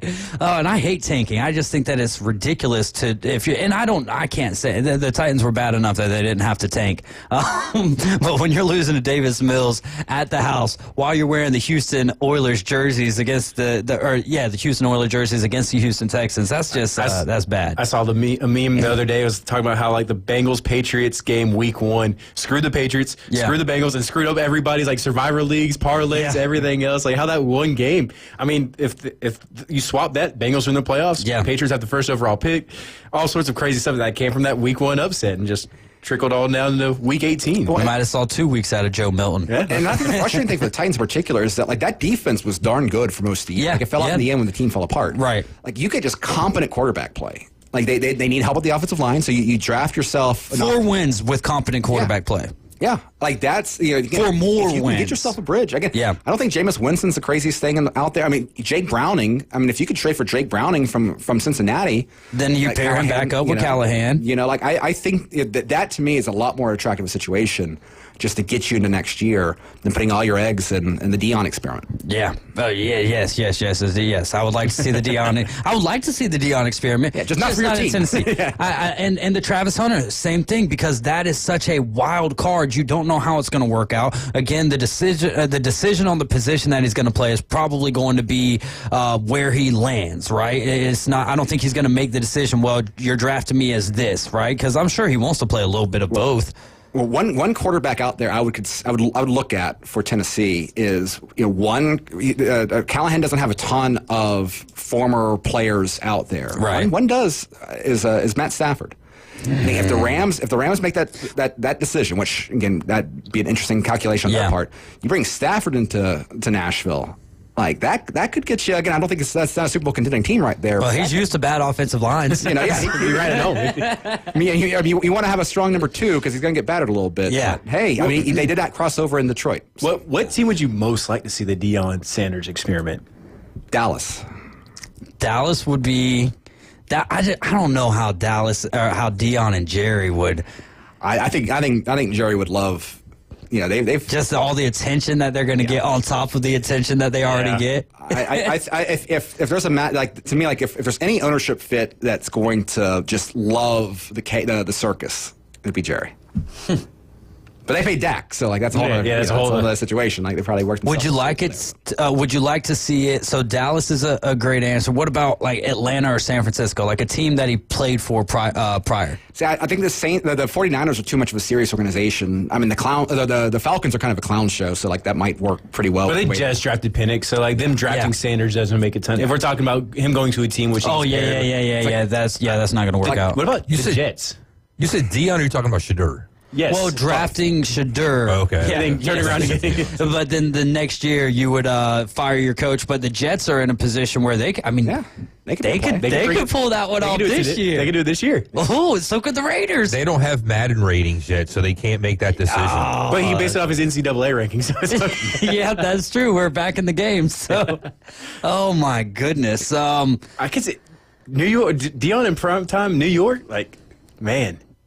Aaron Rodgers basically being ousted And Tyrod Taylor's the backup over there. I don't know what his contract situation is looking like. So, but that's a guy for Shedeur to kind of learn beside. I would imagine if Deion's the head coach, Shedur's automatically. I would like to see that one. circus be brought to Green Bay, Wisconsin. No way. I mean, Green Bay's not hilarious, but That's they got what Jordan I'm Love. saying. Yeah. I hear you, but I don't care about the Jordan Love thing. I'm just saying you bring that mix of that type of characters to the town of Green Bay, where those type of people are at, and see what happens. What type of people? Well, I mean, there would definitely be an oil and water scenario. Like a pre-Tom Brady Raiders, like you could have just imagined that show in Vegas. So you can see the neon lights right now. Yeah, but now with Tom Brady, that kind of now it's gonna be no fun. But oh man, I could see Brady doing that. I mean, he had AB living at his house. Yeah, but that was to try to learn his lesson. But I mean, like if you have that in your own house, this isn't even your house. It's just a team that you're a minority owner in. Like, yeah, he'd let it happen. I think Doe's right with he learned his lesson, one. But I think, the reason why he brought AB into his house was like, hey, we know that you kind of have some issues without telling you that we know that you have issues. Let me kind of keep an eye on you and see if we can. Yeah, exactly. Oh, man, you feel for AB. But, hey, Shane Gillis, Cracker of the Year. I think that's going to be the most coveted award next year by the AB's Twitter account is just ridiculous. Follow. It's one of the best. Follow. It's one of the best out there. What's some other things to look forward to? What's something that you're looking forward to from this draft here in 2025? I know we're a ways off and there's a lot of things to dive into, but where's your head at? I'm interested to see if Travis Hunter is even the first wide receiver drafted. Ooh, because who would be the first wide receiver you would draft? T-Mac out of Arizona? I'm not saying I personally would, but I've seen people have him higher on their board. I've seen people have higher defensive backs than Travis. Like kind of what we talked about earlier, like, his value was being able to play both sides well, maybe not necessarily being the best at either one side. So, like, if he's not the first, like, defensive back or wide receiver drafted, like, is that going to be kind of – what is that going to say to people? And I'm curious to see how people react to it. And I think that's going to be one of the more interesting things is, like, does he end up being because everybody's convinced he's a number one, top three type guy. Obviously, he was not even the people's Heisman, but he wasn't even the best wide receiver, like, statistically speaking, on Colorado, was he? Statistically, maybe not actually, but it will be interesting to see like how is he viewed in the NFL? Because again, to those point earlier, is like they're not going to draft him and play 112 snaps a game, and like so is he considered an elite wide receiver or cornerback prospect? I don't know. I'm not saying he's definitely not, but I think that's going to be because as we're looking at a draft that maybe lacks the high-end quarterback talent. That maybe we have some. He was by far the best receiver on Colorado. Okay, I would not have surprised me if there was somebody else. Yeah, but there's not. I was thinking of Wester though, because he had 931 and 10 touchdowns, but Travis Hunter had 1,200 yards and 15 touchdowns. Also, how high do we see a guy like 20 more receptions than the next closest guy? Like a guy like Ashton Genty. Yeah, like where does he go? Coming from Boise. And he did declare. So what about Scatterbo? Where do the running backs fall? He made a name for himself at the end of this season in this last game that he played in. Yeah, but I think he's going to have to test well. Yeah. He did make a huge name for himself, but I think that he's going to be limited to more of a special situation type guy. What do you think, though, with Scatterbo? Yeah, I think players with his profile typically you do not, I think third round is probably the ceiling there unless he really, really surprises. I mean, if he blows up the combine, then that's a whole different situation. Yeah. But I would love to see him with he just looks like a hardball. He's got a lot of heart, Yeah. He does. He's a hardball guy. Oh, man. Any chance that the Bears could work out a trade for Harbaugh to go up there to Chicago? There's no way that he would want to leave. I mean, after the success that he's had with the Chargers this year, did any of us expect the Chargers to have legit success after they kind of blew everything up? I did. You did? Every place he's gone to, he's turned around. And he's had if they had 4 wins the season before, he got 8 the next. Yeah. You know what I'm saying? So usually, he's a quick turnaround guy. Every place he's gone, he's had success. So yeah, I knew. Yeah. Basically making the playoffs, I expected it. We'll see what he does in this game. First game in the playoffs. But I think he's going to win this game. And what's remarkable is how, like, the player development that you could just see. Like, I mean, Quentin Johnson, I think, is the best example of that. I mean, someone who just looked like he didn't belong in the league. Yeah. His first year as a first-round wide receiver, and he was making big plays throughout the year. I mean, like that, like just you saw the genuine and big development. drops too. I mean, because like that was the thing going into it, right? Is that Harbaugh was going to, Herbert was going to be throwing it 20 times a game, and like that was a fun offense at the end of it. And so again, he's just a heck of a coach. I mean, I know he wears on people after a certain point of time, but that's the thing. Chicago should have had Harbaugh last year. Yeah. Like he wanted that position, and they didn't make that move. And so, good for the Chargers. Eberflus over Harbaugh, man, and now look where you're at. Look where you're at now. They chose Eberflus over Harbaugh and Ben Johnson. Over captain comeback, man. I mean, but I mean, I guess it's not super shocking the success Harbaugh had because I mean they had a great left tackle, drafted Joe Walt, had a franchise quarterback in there, so like they had a lot of the foundational pieces. Yeah, and then you bring in a guy like Harbaugh who has proven, defense. A proven guy like can develop the offense, like can develop quarterback play. Typically plays pretty good defense. Brought his coordinator with him from Michigan. Like I'm not, did I say they would have guaranteed a playoff spot? Maybe not. But the fact that he's having success with some of those pieces he already had in place, I'm not super shocked by any means. All right, before we let you go, though, Texas, Ohio State, who you got? Ohio State until proven otherwise. Yeah, man, sad. It's like every time we upgrade the playoff, we went to the 4-team college football playoff. They were the first team to win that, and here they are in 2024 with a 12-team playoff. What about Notre Dame, Ohio State? Notre Dame. So Notre Dame, Ohio State. I think that could be a fun. Penn State. You're going Penn State? No, Notre Dame, Penn State. You said Notre Dame, Ohio State. But because if Notre Dame, Penn State, if Notre Dame wins, then Texas and Ohio State. We said Ohio State both times. That's why I got. Oh, did I say? Okay, maybe well, Notre Dame, Ohio State would be your championship game. Yeah, I think Ohio State wins that one. I just don't think Notre Dame has the offense that I think Notre Dame could beat Texas should you get an upset there. But let's say the Bears haven't made a hire by the national championship and Notre Dame wins it all. Marcus Freeman to the Bears. I think Freeman's a true believer at Notre Dame. Yeah, I mean, I'm a big fan of his. I mean, he brought back like Mass for the football team, which I think is just. I mean, I think there's a level of buy-in there because I thought it was interesting, like the Ohio State things and Ryan Day, like his connection there. I think he's going to stay around Notre Dame. Didn't he convert to Catholicism after getting the job? That's commitment. That's commitment. He really put his heart and soul in that. Facts. That's a great way to put it, though. As always, thanks so much for dropping by, and we'll have you on a lot as we get ready for the 2025 NFL Draft. That will be in April. Sorry about your dogs, man. I know that is tough, and when we get back, we're going to get Tyler's thoughts on that Notre Dame-Georgia game, and then we'll get his thoughts for the rest of the college football games. That was Stowe Bishop, ladies and gentlemen. You're riding with the Afternoon Underdogs on ESPN Northwest Florida.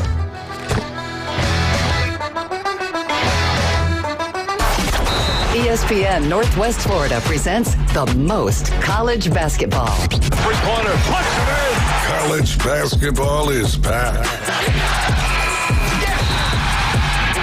The Panhandle's destination for live play-by-play. The SEC, ACC, and beyond. Oh, you saw that coming, The biggest games play right here. ESPN Northwest Florida. This is Joanna with ESPN Northwest Florida with your Tuesday's weather. Tonight there will be a brisk wind out of the north, partly cloudy skies at 35. Mostly sunshine tomorrow morning, about the same at 45 and a wind at 9 miles per hour out of the north. In the afternoon and evening, clear and a brisk wind right around 8 miles per hour with a high of 52. The same at 52 Thursday, and we'll have mostly sunshine. This forecast is sponsored by Mid-South Lumber, the best little lumber yard in Panama City. Thank you for listening to ESPN Northwest Florida. Rely on it. If you're watching football this season, you know anything can happen. And on Hard Rock Bet, we mean anything. One fan in South Florida turned a $1 touchdown parlay into a $40,000 payday. Hard Rock Bet has parlays for days. With flex parlays, now you can even miss a few picks and still get paid. Parlays for every kind of player. Only on Hard Rock Bet. Roll with us. When your first bet or get up to $100 back in bonus bets. Payable and bonus bet up to $100, not a cash offer. Offered by the Seminole Tribe of Florida. Must be 21 plus and physically present in Florida to wager. Terms and conditions apply. Concerned about gambling? Please call 1-888-ADMIT-IT. Community Landscaping, your local local dedicated experts, providing top-notch lawn care services and transforming your outdoor space. Expert mowing and trimming, precision edging and blowing, irrigation solutions, hardscaping designs, and even low-maintenance artificial turf. Community Landscaping, your full-service landscape design and maintenance company in Panama City Beach, Inlet Beach, and 30A. Call Community Landscaping for a free quote. 850-704-5267. God, guns, and wrestling.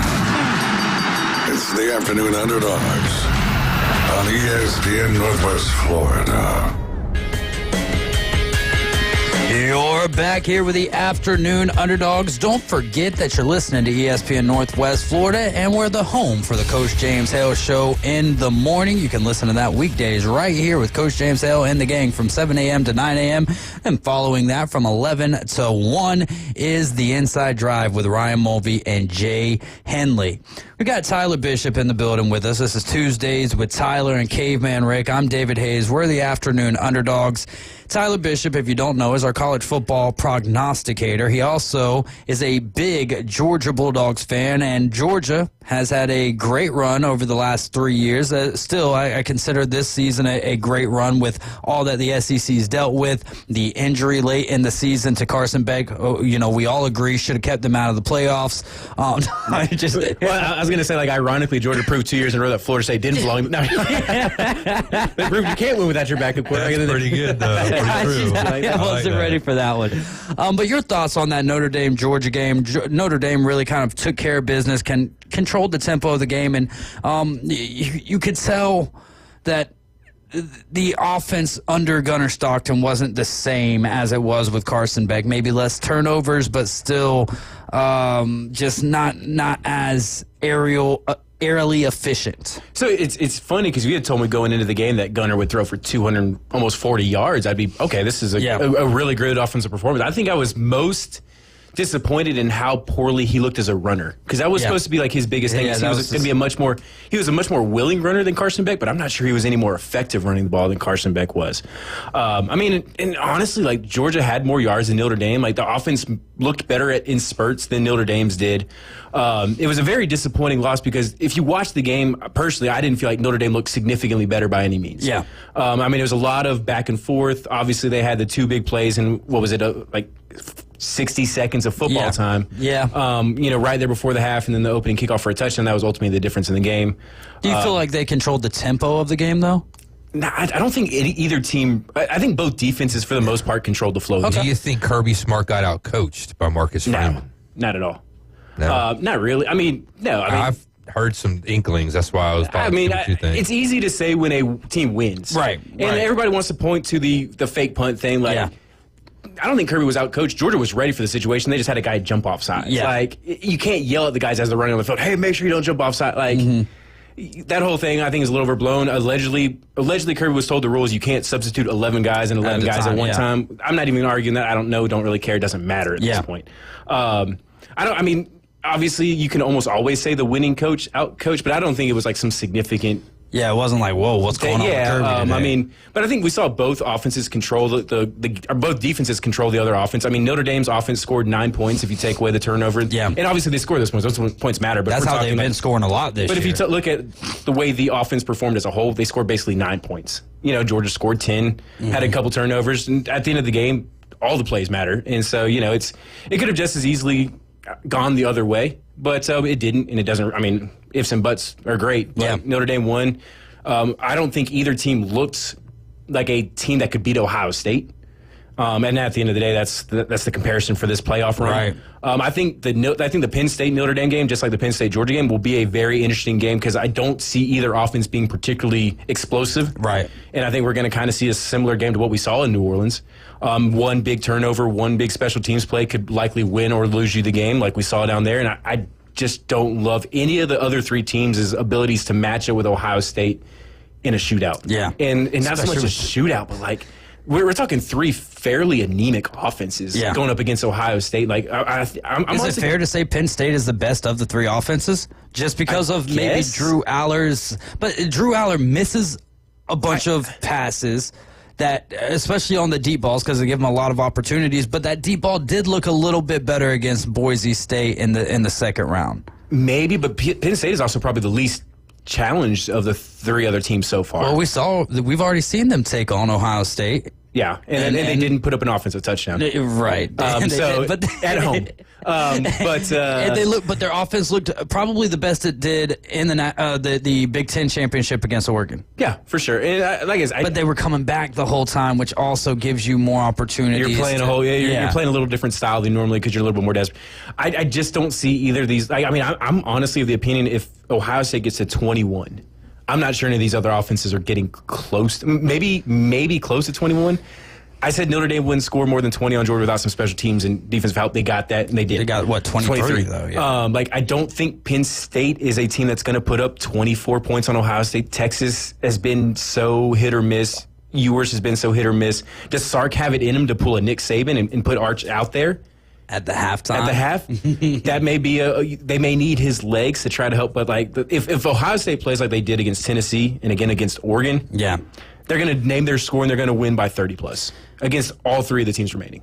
Oh, and and they're finally looking like the team that we expected them at the beginning of the season because they had, when you go out and you make Quinshon Judkins your RB2, and then Jeremiah Smith is the best wide receiver in the country, right? And he's 18 years old. What is he, 6'3", 200 and something pounds? 215. The guy just looks like he's ready to go to the NFL. And, thank goodness for Ohio State Buckeyes fans. He's still got 2 more years that he's got to play at the collegiate level. Is it time for Bobo to go? The overwhelming majority of Georgia fans probably say yes. Okay. I don't think he was... Is Georgia to that point now where Alabama fans got to under Saban, where you can't even really bring up Kirby Smart going because what he's already done for the university? So anything that goes wrong, it's like, all right, time to get rid of these coordinators. The problem was 80% of the fans that wanted him gone before he was hired. Yeah. There's a lot of... It's weird because they tie him to the Rick years in, quote-unquote, settling for mediocrity a lot because Rick was always good but not great. Yeah. And I think a lot of people were afraid that him coming back would lead to that. And then, look how bad the offense was this year. It's like, there's other things that were going on. I don't think you go into the season expecting to lose 2 wide receivers to legal issues. ETN played, half the games this year. Yeah. The offensive line was in constant flux. There was a lot going on. And, we led the country in drops. Is that the offensive coordinator's fault? Is it? I'm saying probably should not. at least got them better gloves. Yeah. So I did not love all of his game plan. I've been a pretty good supporter, but I didn't love the game against Ole Miss. Obviously, we lost. I didn't love a lot of the calls in the Sugar Bowl. Obviously, you lose. It's easier. But there was even games like the second half of the Texas game. I didn't love some of his thoughts. Started off a lot of the games slowly this year. That was a very reoccurring theme. We were one of the worst teams in first half scoring, one of the best teams in second half scoring, and you won a lot of those games, but you were putting yourself in the hole a lot. I'm not against, by any means, finding some new blood, and sometimes you just need a fresh start, which would be for the best for probably both parties. Mike Bobo was a darn good dog. He's put a blood, sweat, and tears into the school for the better part of the last 20 years. So I hate that people can't appreciate what he's done and seem to ignore the fact that Georgia was top 5 statistically and almost made every major category last year on offense. And most people don't seem to think that matters, I guess. I don't know.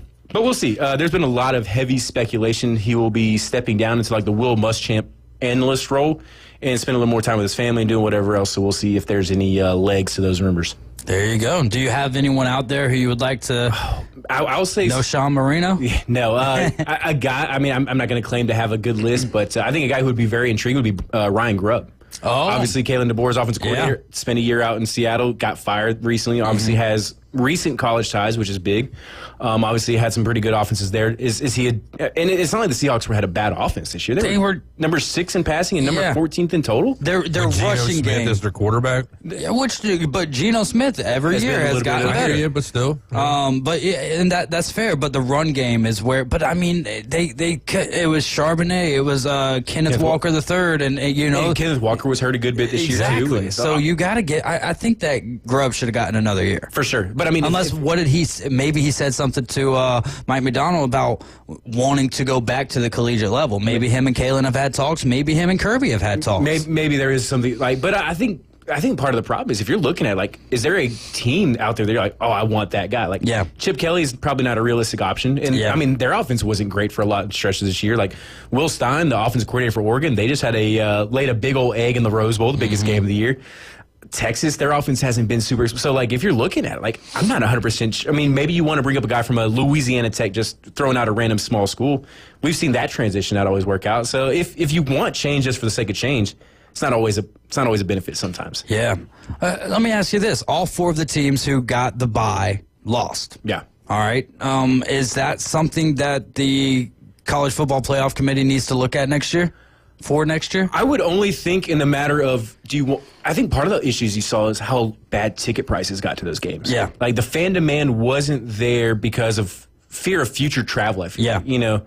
And I think maybe if they went to the second round at home, it would create bigger fan buzz. But I, honestly, though, 2 of those games, the lower seed was obviously the better team. They were double-digit favorites, right? Well, and then you also cut down your major bowls to essentially 3, and so you're going to have to take the non-college. You can find some figure. You can figure. I mean, some, I guess you could. Yeah. I would almost think it would be better to do the first round at the bowls, second round. But that's a whole different discussion. You got to figure. I like that too. I like that because now not only are you earning the bye, but you're earning the revenue and the home field advantage with your bye week. Yeah. I mean, I think there's some thought that could be put into it. Maybe you get like 12 and 13, you know, or maybe sometimes it's like 11 and 12 because of somebody getting to play in the Rose Bowl instead of the ReliaQuest Bowl or whatever else. But I think it just was more of a flaw in the seeding. Like, I mean, Boise State and Arizona State were double-digit underdogs. Yeah. I mean, I don't think anybody's particularly surprised that Oregon beat Ohio State, and I don't think anybody's particularly surprised that Notre Dame beat Georgia, especially even with Carson Beck, it was probably going to be a close game. Yeah. Without Carson Beck, they made enough plays. So, and I mean, Notre Dame was I think every road team was a favorite by kickoff. Yeah. So the favorites won. Like, I think that's just more a flaw in some of the seeding. Like, obviously, it's not a flaw that Oregon was number 1. I don't think it was a flaw that Georgia was number 2. But especially those 3 and 4. Yeah, 3 and 4. Because, I mean, if you flip those and those results are reversed and you got a 50-50 split, I don't think anybody's having this narrative of like, oh, was the seeding wrong, you know? Yeah. No, I mean, that's a great point. So what would have it been essentially at that point? Ohio State would have been the 3 seed, right? It would have been, well, the top 4 seeds would have been Oregon, Georgia, Texas, Penn State. Penn State. Okay, yeah. Because of the conference championship. Assuming they didn't change the seeding around and whatever else after the conference championship any more than they already did. So then you're talking like Penn State and Texas both getting buys and hosting a game. So if they're playing Indiana or an SMU or a Tennessee after a bye, is that different than Texas playing Boise State and Boise State losing? Is it different than Arizona State hosting Texas essentially? Like, I think it just kind of highlighted some of the flaws in the seeding system more so than anything else.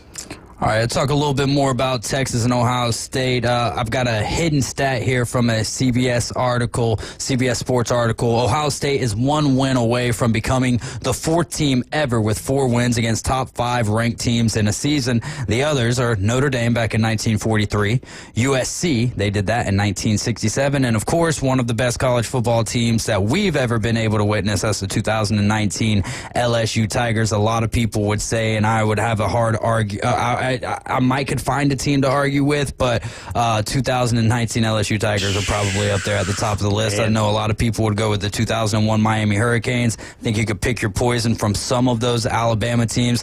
It would just be fun to have if you could get these guys all at their prime. Kind of like AI simulator thing, that would be, because that if you go back and look, I mean, Joe Burrow, Justin Jefferson, Jamar Chase, like Clyde Edwards-Helaire, they had another guard that was a first. I mean, you know, you had 5 or 6 first-round picks on offense, another 2. Like, I mean, they had 9 first-round picks on that team.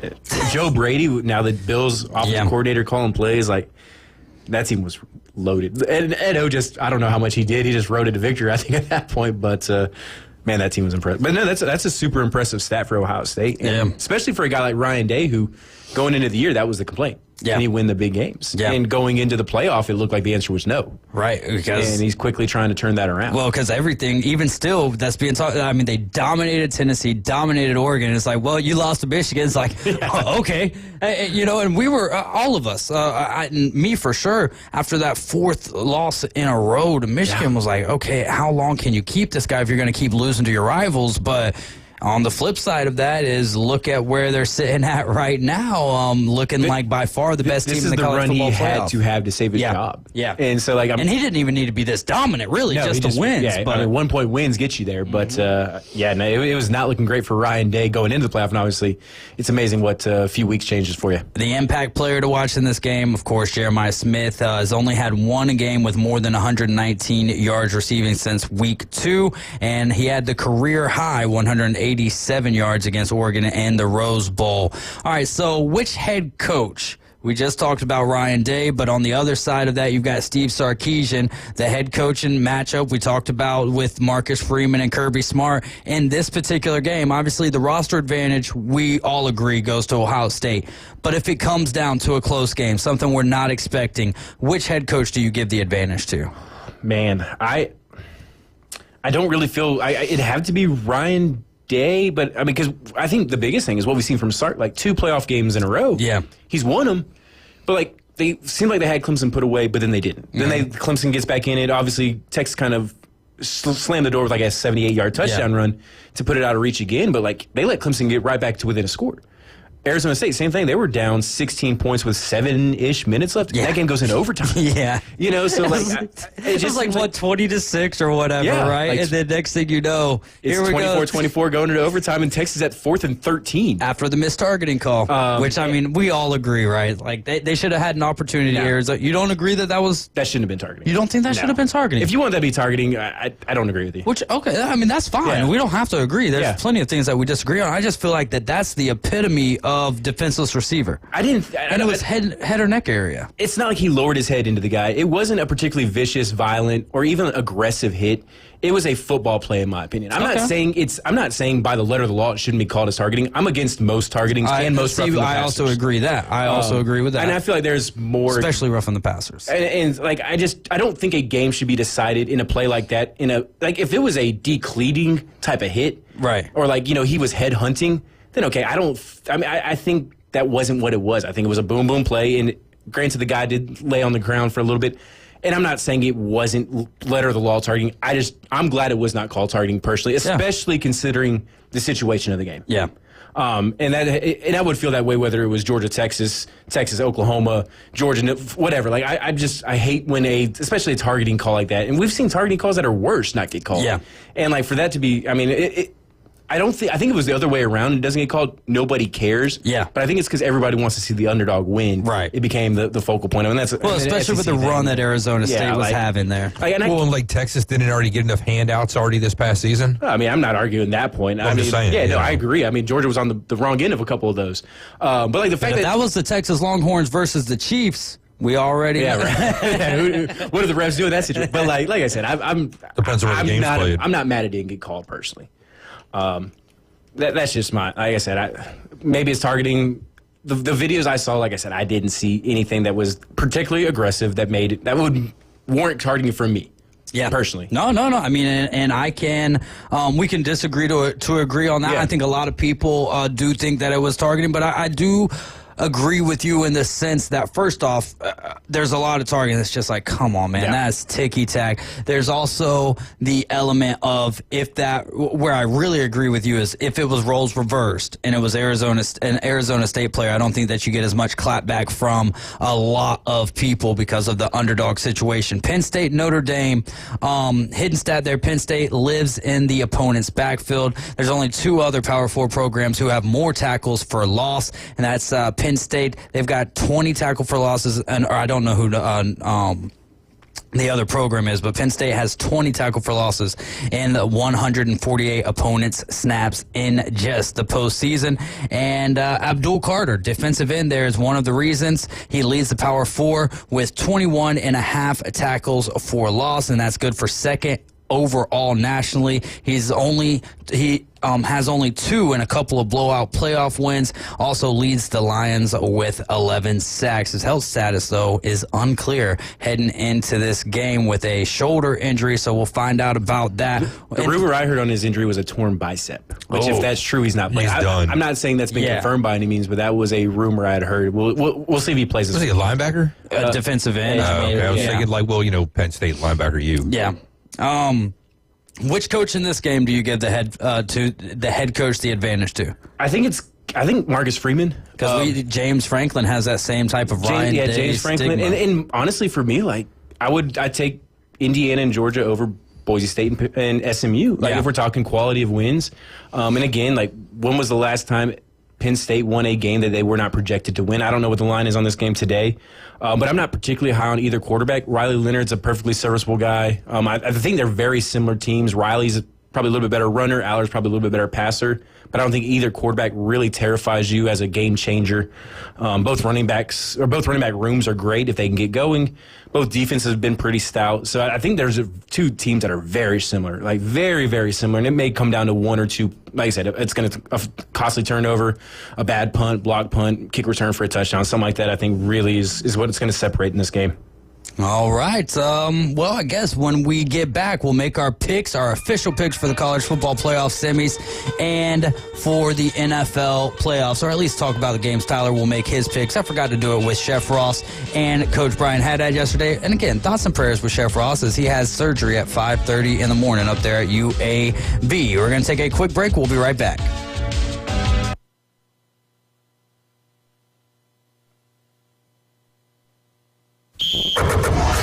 Your home for college basketball. ESPN Northwest Florida.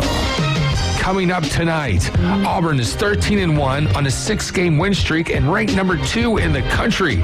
The Tigers travel to Texas to play the 11-3 Longhorns inside the Moody Center in Austin. Coverage coming up at 7:30, tip-off at 8. Listen live and ultra-high fidelity on your home for the Auburn Tigers and college basketball. ESPN Northwest Florida. This is Joanna with ESPN Northwest Florida with your Tuesday's weather. Tonight there will be a brisk wind out of the north, partly cloudy skies at 35. Mostly sunshine tomorrow morning, about the same at 45 and a wind at 9 miles per hour out of the north. In the afternoon and evening, clear and a brisk wind right around 8 miles per hour with a high of 52. The same at 52 Thursday, and we'll have mostly sunshine. This forecast is sponsored by Mid-South Lumber, the best little lumber yard in Panama City. Thank you for listening to ESPN Northwest Florida. Rely on it. The Women's Civic Club of Panama City Beach is celebrating 60 years of caring and sharing in our community with the Diamond Jubilee Gala Dance and Charity Auction. Come out, mingle with friends, dance to great music, bid on fun auctions, and support a worthy cause. The Diamond Jubilee Gala Dance and Charity Auction is Saturday, February 1st from 6 until 10 at the Boardwalk Beach Hotel and Convention Center, 9600 South Thomas Drive. For details, visit the Women's Civic Club, WCCPCB.org. Ellis Agency Insurance has been serving Panama City and Bay County for years. They offer a full line of affordable insurance coverage of all types. Many people are attracted to Ellis Agency Insurance because of their friendly, knowledgeable staff. Call independent agent Johnny Ellis for a true comparison of your personal or business insurance. Ellis Agency Insurance at the Old Cullen Insurance location, 1134 Harrison Avenue, across from Dandy Donuts and Deli. Call 763-1627. But to be the man, you gotta beat the man. It's the Afternoon Underdogs on the Sports Talk Monster. You're gonna be mine! Woo! ESPN Northwest Florida. Final segment of the afternoon here for the Afternoon Underdogs. Keep it locked in. After us, we're going to get you out there to Paul Feinbaum. Then we're going to take you to Texas for the Auburn Tigers, Texas Longhorns men's college basketball game. Coverage starts there at 7:30 for an 8 p.m. tip-off. We left off talking about some of the storylines, well, not necessarily storylines, but really the coaching advantage there in the college football playoff semifinals, which will be right here on ESPN Northwest Florida. You'll have Texas and Ohio State right here, 6:30 kickoff for a 6 p.m. coverage time. On Thursday, and then Friday it'll be Notre Dame and Penn State. Texas, Ohio State. Ohio State is a 6-point favorite. That's as of yesterday. That line could change drastically as we get closer. A lot of people are taking Ohio State as a 6-point lock. Who do you have in this one, Tyler? I hate banking on Ryan Day in a big game, but if Ohio State can play to 80%, 90% of what they've played so far, they'll cover that 6, no problem. I mean, it would not surprise me at all if this game ended up like 34-17 or something like that. What's your thoughts on this one, Caveman Rick? I'm kind of the same way. I mean, like Ryan Day is kind of like you said, like Franklin, just kind of always kind of gets in his own way, you know.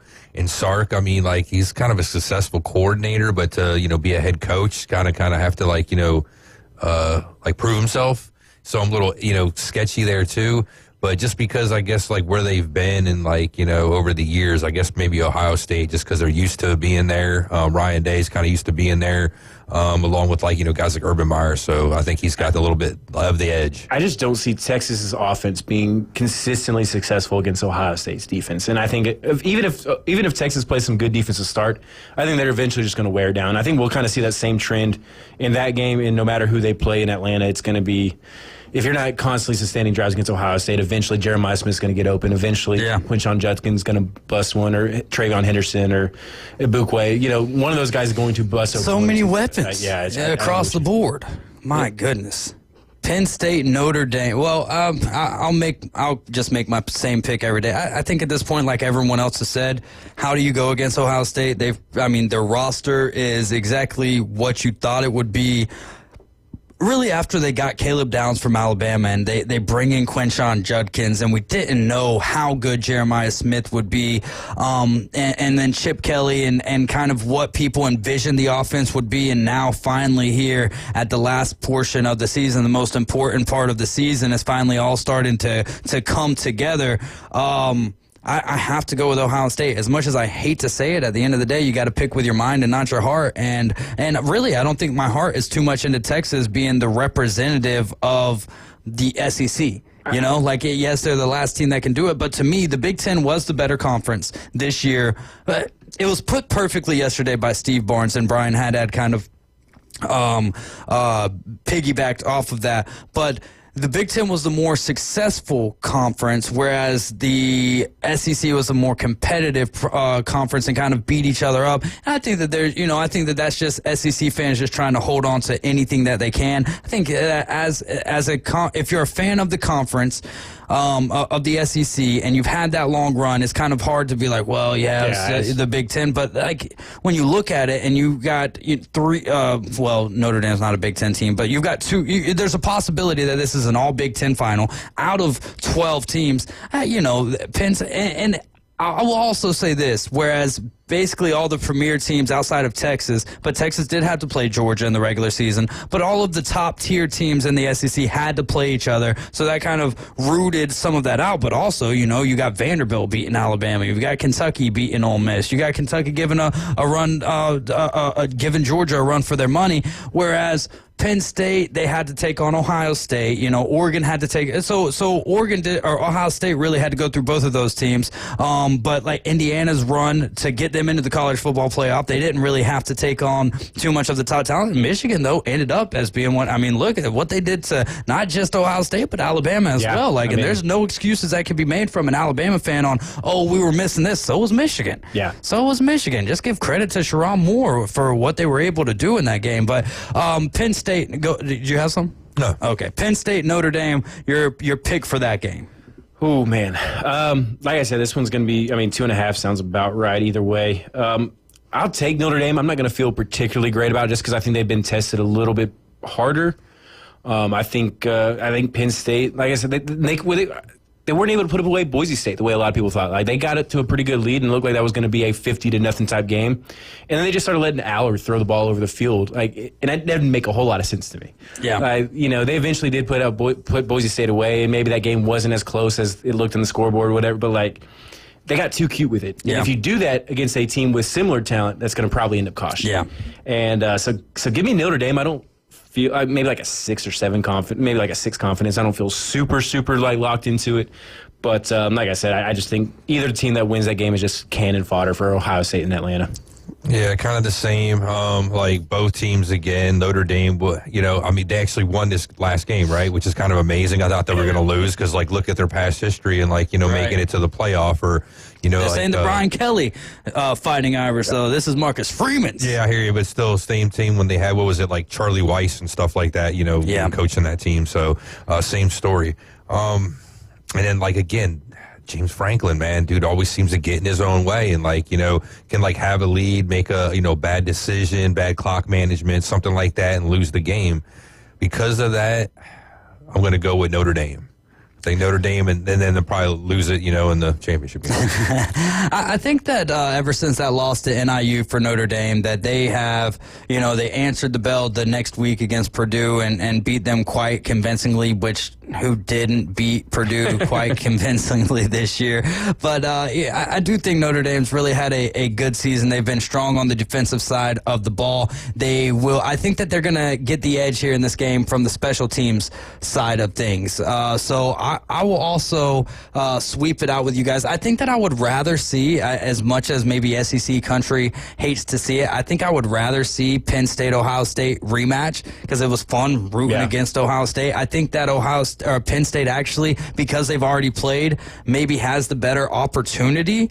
Maybe, but again, is Drew out? Are they going to be able to score, offensively speaking? I think that's the biggest issue is going into this game. Like especially the way Ohio State's defense, not only do these offenses look bad at times, like Ohio State's defenses look incredibly good the last few games. And even against Michigan, they allowed, 17 points total? Like, it's not the defense's fault. So, I just don't see how either team, or any of the three teams left in the playoffs score much more than 20 points on Ohio State. So if Ohio State gets to 24, I think it's over. It's a wrap. Oh, boy. Well, we'll see. So, but basically, all of us have Ohio State Notre Dame for the championship, and that's exactly what Tho had. And so maybe by process of jinxing, Kiss of death, we'll get a Texas-Penn State final. Or we could just get a non-Big Ten final and it'd be Texas-Notre Dame. How wild would that be? That'd be kind of hilarious. Like the Big Ten once again getting two of the four teams and just didn't get either. Yeah, that was just a few years ago when Georgia-TCU played, right? Yep. Yes, sir. Chargers-Texans in the wild card round. We'll have to kind of breeze through some of these as we only have 3 minutes. Tyler? Who's got it better than us? Harbaugh, baby. There you go. Yeah, same thing. Give me Harbaugh. All right, we'll move on. Chargers, Texans limping into the playoff, to use Tyler's words from earlier. Steelers at the Ravens, a divisional playoff game here, or not divisional playoff game, it's a wild card round, but a divisional matchup here, and the Ravens are a 10-point favorite in this game. What's your thoughts here, Tyler? Man, I don't know if I'd bet the 10. Because, this is a divisional game, third time they're playing. I would not bet on the Steelers or against the Ravens at this point. But 10 points feels like a lot in a divisional playoff game like that. They split the season series 1-1. Give me Lamar. Derrick Henry, he wants to win, dude. Yeah. And, you're going to have to beat him by himself, dude, and you're not going to be able to. I think Derrick Henry alone is going to beat the Steelers. I said the other day the Lions-Chiefs for what I think the Super Bowl is going to win. I'm changing that. I do think that those are the two best teams. Obviously, they've got the number one seed. I think I'm going to go with the Bird Bowl.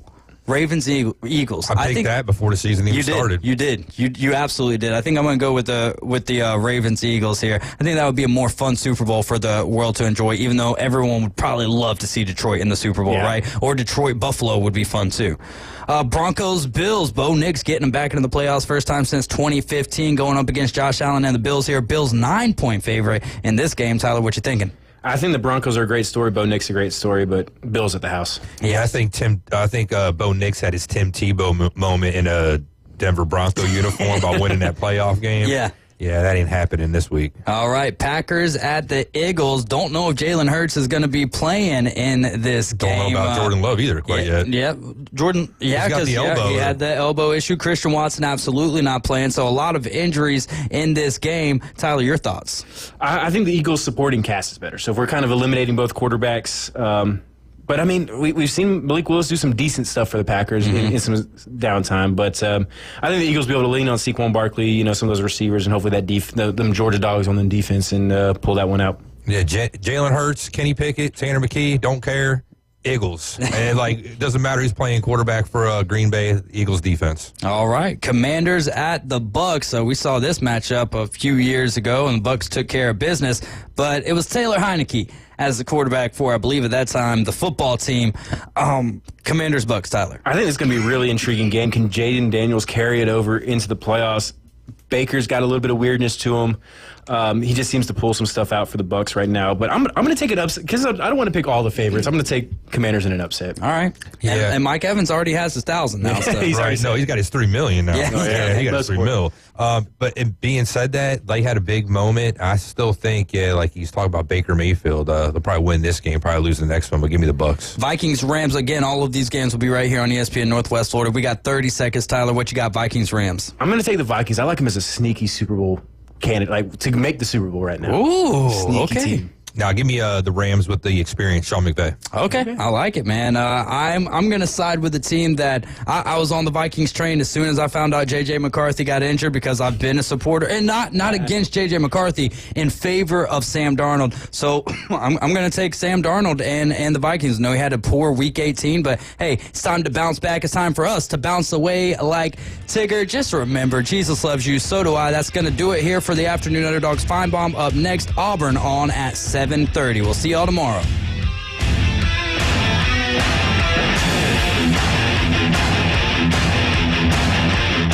Go home for college football.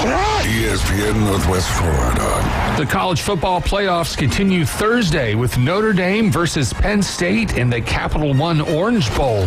Coverage starts at 6. Then Friday, semifinal action with Ohio State